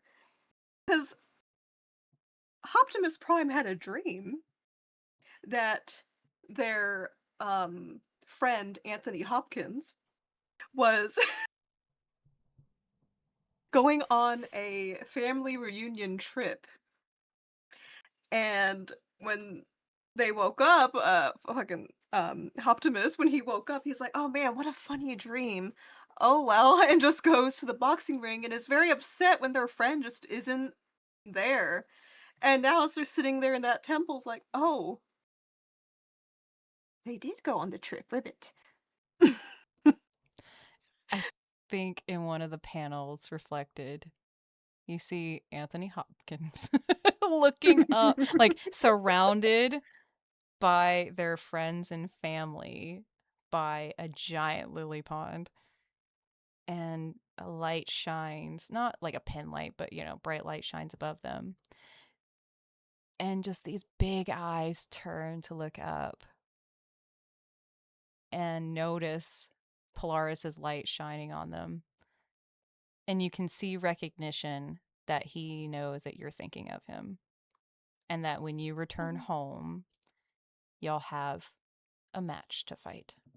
And I think you even hear throughout the space, not loud, but that really loud ding, ding, ding of a boxing match alarm go off. And he knows that you're waiting. He just says, Ribbit. Ribbit. I'm not sad anymore, Ribbit. I wasn't dreaming, Ribbit. Funny, Ribbit. Pay attention more. No, Ribbit. I love it. Alrighty. And she turns to look over at, I'll just say, Dee Dee. Brave dragon of fire and flame. What are you looking for? Dee Dee like grabs Chip's hand with this because Chip knows that this is like a big deal for Dee Dee, and Dee Dee knows that Chips is also a big deal. So Dee Dee looks at the lightkeeper and she says, my sister left because she didn't feel worthy. So I need you to give me worthy so my sister comes home. Oh. Tell me, with your kin, how does one show they are worthy? And like opens up with big flourish. And as you, please describe, you see her hands molding this flower. Question. So with Dee Dee's 8-year-old mind and understanding of that, she would probably think that if there was a grand ship with like this incredible dragon logo as the not the logo but on the flag, right, that like a dragon on the flag and like on the helm, and it's this big beautiful ship that can conquer all the seas, and she's like, yeah, if she was on that, then absolutely they would think that my sister is worthy and let her come home. Okay. You see her long hands form this flower and almost reach out to you and again wave her hand in front of your face, bringing all of those thoughts and those feelings and this idea back into her. And in the glass flower, you see a ship, bigger, grander, more cannons on it, and even more masts, and a whole crew of dragon kin running around on it.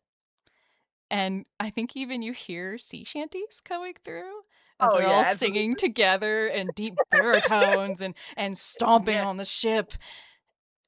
And in DM, the I'm having trouble imagining. Could you do the sea shanties for us so we can get?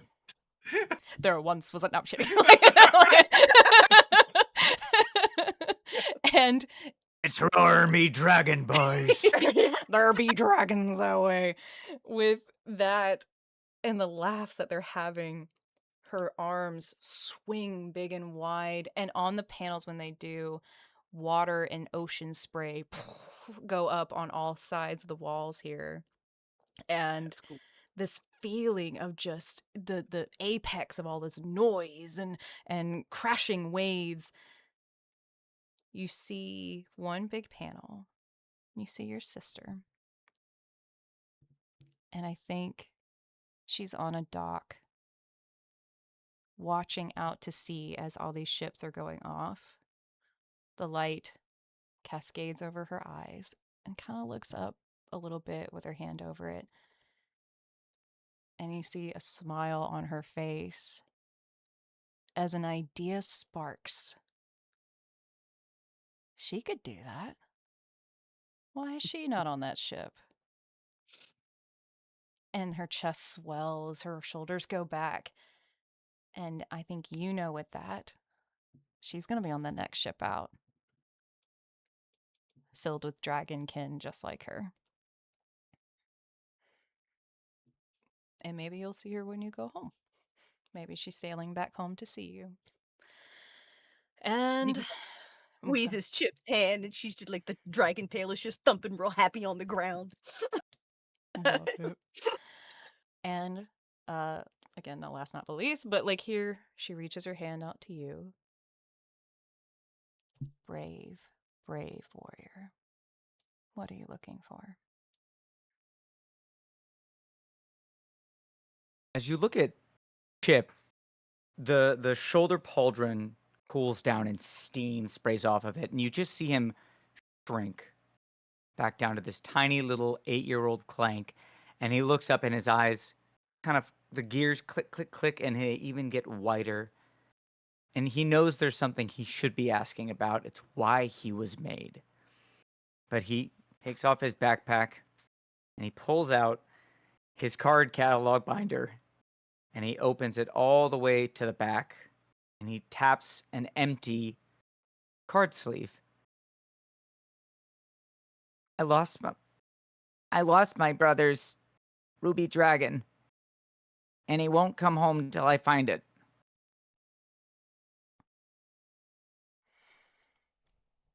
And at the, I think before she had kind of leaned down to hear what you were saying, especially as you deflated a little bit. And there's a very encouraging reach out of just, like, don't shrink and just come back to me. And with her sympathetic face, she reaches up again, goes over the flower. Please describe this card to me. And I'm not going to make you describe it unless you want to. But she is reforming the petals to refract the light. I mean, it is the card that got him into this game. It's when they were first aboard they were lost at sea. Not to get too much into his tragic backstory, but he and his brother rescued by these seaborn Dracona, and there he learned about this card game, and he and his brother would play it all the time. But Scrap was built to be a warrior, a hero, and so one day he gave him this card, this beautiful gilded card with a chromatic covering of a ruby dragon. It is the most rare card in the entire game. And it was one of the first packs that Scrap pulled. Because of course it was, because everything Scrap did was perfect. Mm-hmm. And he gave it to Chip to hold on to for when I come back from my next big adventure. But of course, Chip plays the game. He was trying to bring Dee Dee in on all these adventures, and one day he couldn't find it. And now he thinks until he finds it, his brother won't be able to come home. Gotcha. You see her hands forming this card, and it's not even the card. The card frames, but it's almost flat in this refraction. And you see the dragon crawl out of the card and start wandering around and swirling up, magic going everywhere out of his mouth, exactly like you would think this dragon would be in real life. Almost looks like Dee Dee, and how the fire when she breathes burst out of her nose, and that swelling like her sister almost in that vision y'all saw, how she was empowered to maybe be on that ship. And as this is happening, the panels on the side light up, but they're blue, dark blue. And in the middle, light starts to, almost like a movie when you're going into a shot, light up and open and aperture apart. And you see your brother. I'm assuming swap pauldron, as he might have yours. And he's sitting there patting his shoulder. Not entirely sure where. Maybe a cave. You see other soldiers' feet around him as he's sitting there, patting his shoulder that's yours. And you see in his other hand 3 other cards that he clearly traded with somebody here. And there's another version of yours. It's not the original, but that chromatic card of the dragon in his hand. And I think you'll hear above you his voice ringing through. My brother's gonna love this card, as he says to his companions and his other officers around him.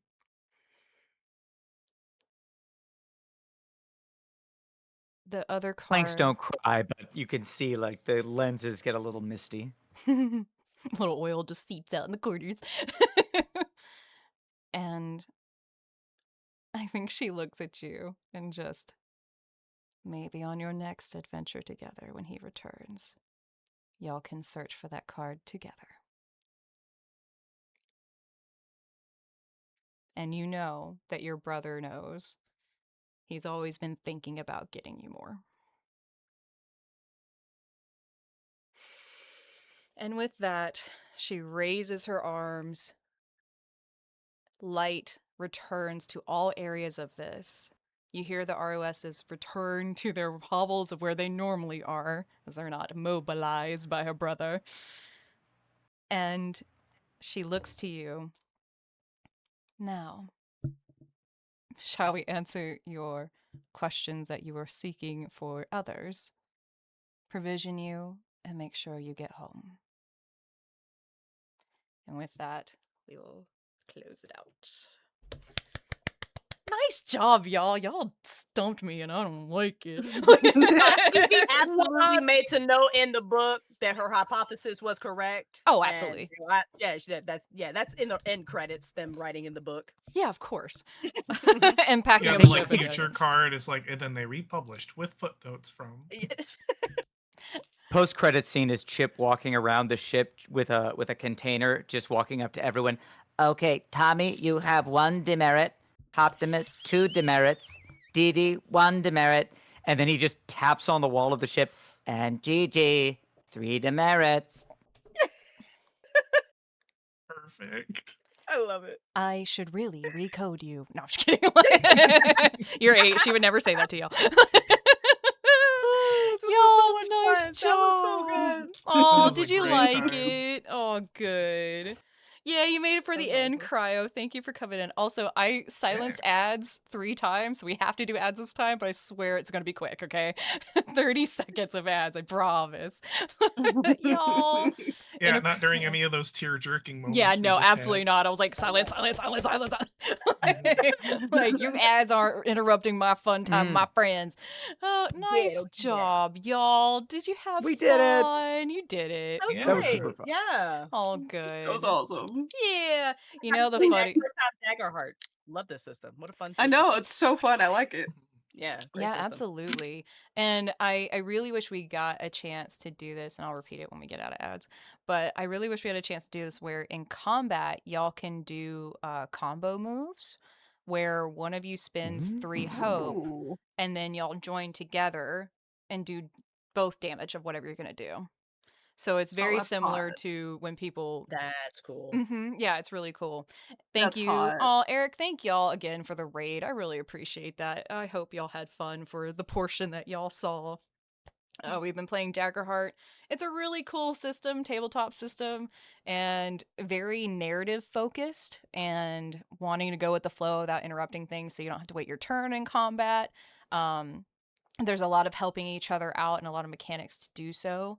And this is a very lighthearted, fun way to do it. There's also really scary ways to do it that we didn't even touch on this, but there are a whole like thing of death moves you can do that make it incredibly cinematic and scars and all these other mechanics. So if you really want to go dig into it, there you go, the link from Stega. Thank you. It's a really fun system. I highly encourage you to go look for it, especially if you're tired of all of the mechanics bogging you down with things. These mechanics only serve to make the story better for the story you want to tell. So yeah, y'all, I'm so excited. Thank you so much. I feel so much better about the world that game. Now real quick, let's just go around real quick and I will do this. So we have links for all the players if you want to go follow them and other things that they're doing, and we'll do a little outro. We'll start with Adam. Well, hey, everybody. I'm Adam Cornman. I'm a writer, director, and voice actor living in Los Angeles, California. You can follow me on the Blue Skies or Instagram. Instagram, it's Adam Cornman. On Blue Sky, it's Officer Mancorn. I made a bad account on Instagram, and it's mostly pictures of food. If you want to find out more about stuff that I do, you can play Octopath Traveler 0 or listen to the incredible shows on Tales of the Forgotten, but I won't steal Crystal's thunder. And if you would like to see a movie that I helped produce, we have a short film that is winning some fun awards at festivals called Happy Traveler, and I'm going to drop that link in the chat. Send me the link if you want on Discord, just because it will block it. So you can send it to me in the that kind of stuff, and I'll post it for you. Thank you very much. I appreciate you. Alrighty, up next, let's go with Pixel. Oh, hi. I played the very Go Get 'em Optimus Prime today. I co-own the Tales of the Forgotten Fiction Network with my beautiful wife, Crystal, over here, looking fine as hell. I sometimes voice act. I am a linguist. I do sound designing, and I primarily find me on Threads if you want to do stuff. I don't know. Absolutely. It makes some of the crunchiest sounds and all of Dale's stuff, and it's horrifying and great. Yeah, exactly. Expert in horrible sound effects. They're really good at it. And we love it. Like, question mark? Yeah. And Stega, I know you are taking breaks from things, but please let us know who you are and what you do. Hi, I'm StegaPixel or Stega. Sometimes Pixel, but not today. We're just trying to clear things up between the two of us. I was so very happy to get to play Tommy today, and everyone that was here, you guys were so lovely to play with. I don't have a ton of socials, but I do stream sometimes, so if you just want to follow me in case I ever do, then that's cool. But, watch Torin, she's cooler. That's me. I might. And Crystal, if you please.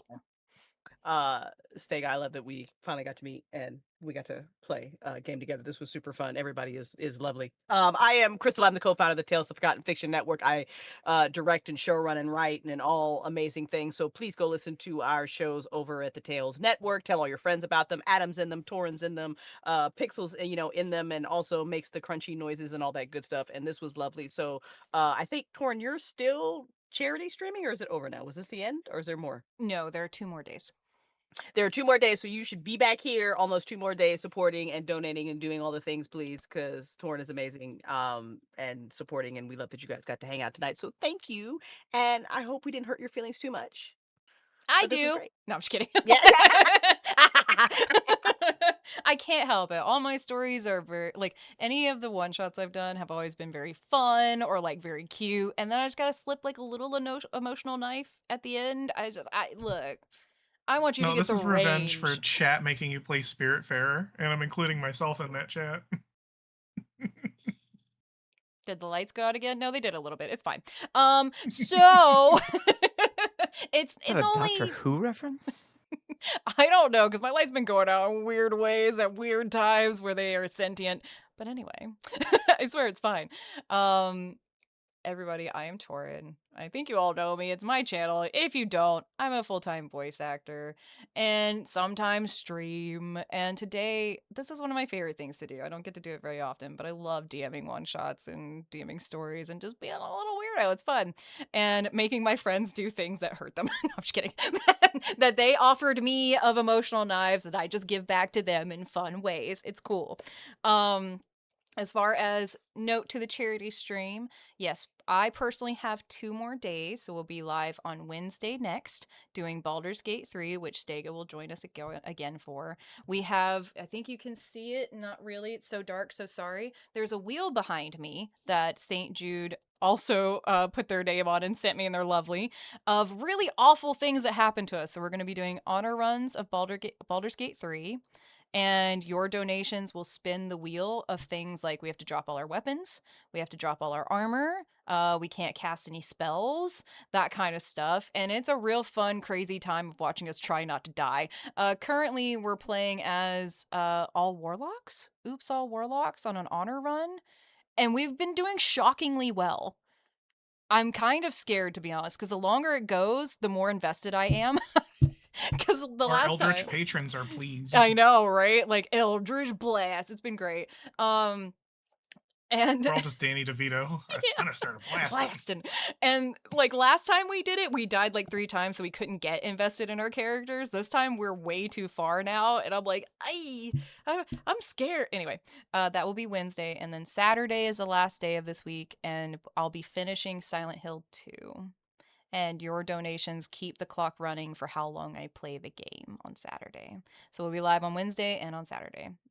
And with that, I'm sad, but with that, it's over, y'all. Closing time. No, I'm kidding. All right. I was gonna say not the Mickey Mouse outro. We almost went to the clubhouse with that one. No. We're No, going guys, we gotta Look, pack if this we're room. gonna end this with anything, it should be don't push the button. Don't push the Push button. the button. Don't push the button. Button, Don't button, push the button, button. button. Absolutely. Thank you for the Oh, we gotta callback. end. We gotta end with the dance party. That's fine. Just Oh, let's dance. absolutely. Let's go. I'm ready. I'm Let's just go. going to Go, set up the Dragon. technical stuff I All need to the do. all the chat has to Let's go. join in, right? Everybody watching needs to join in too. Absolutely. Yeah. And we're going to go raid another Moco Loco teammate who is doing all of these things like we are. They Yeah, are yeah. playing Final Fantasy 16. And it's Oh, dang. Morgana Freya. I'm sad I missed it, but I love you. Love that you had a good time. Thank you. We had a great time.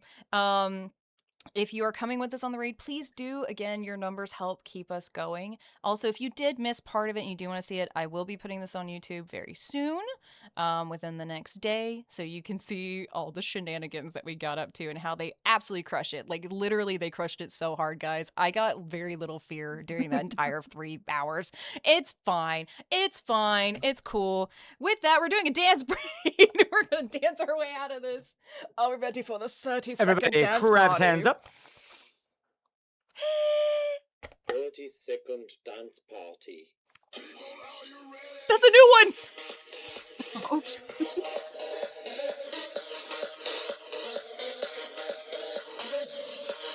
Oh, shit.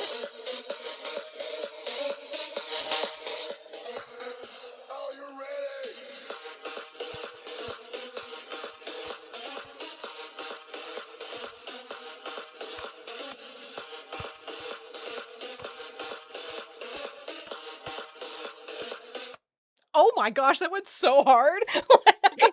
Are you ready? I'm not ready. I'm This not is my ready. favorite part.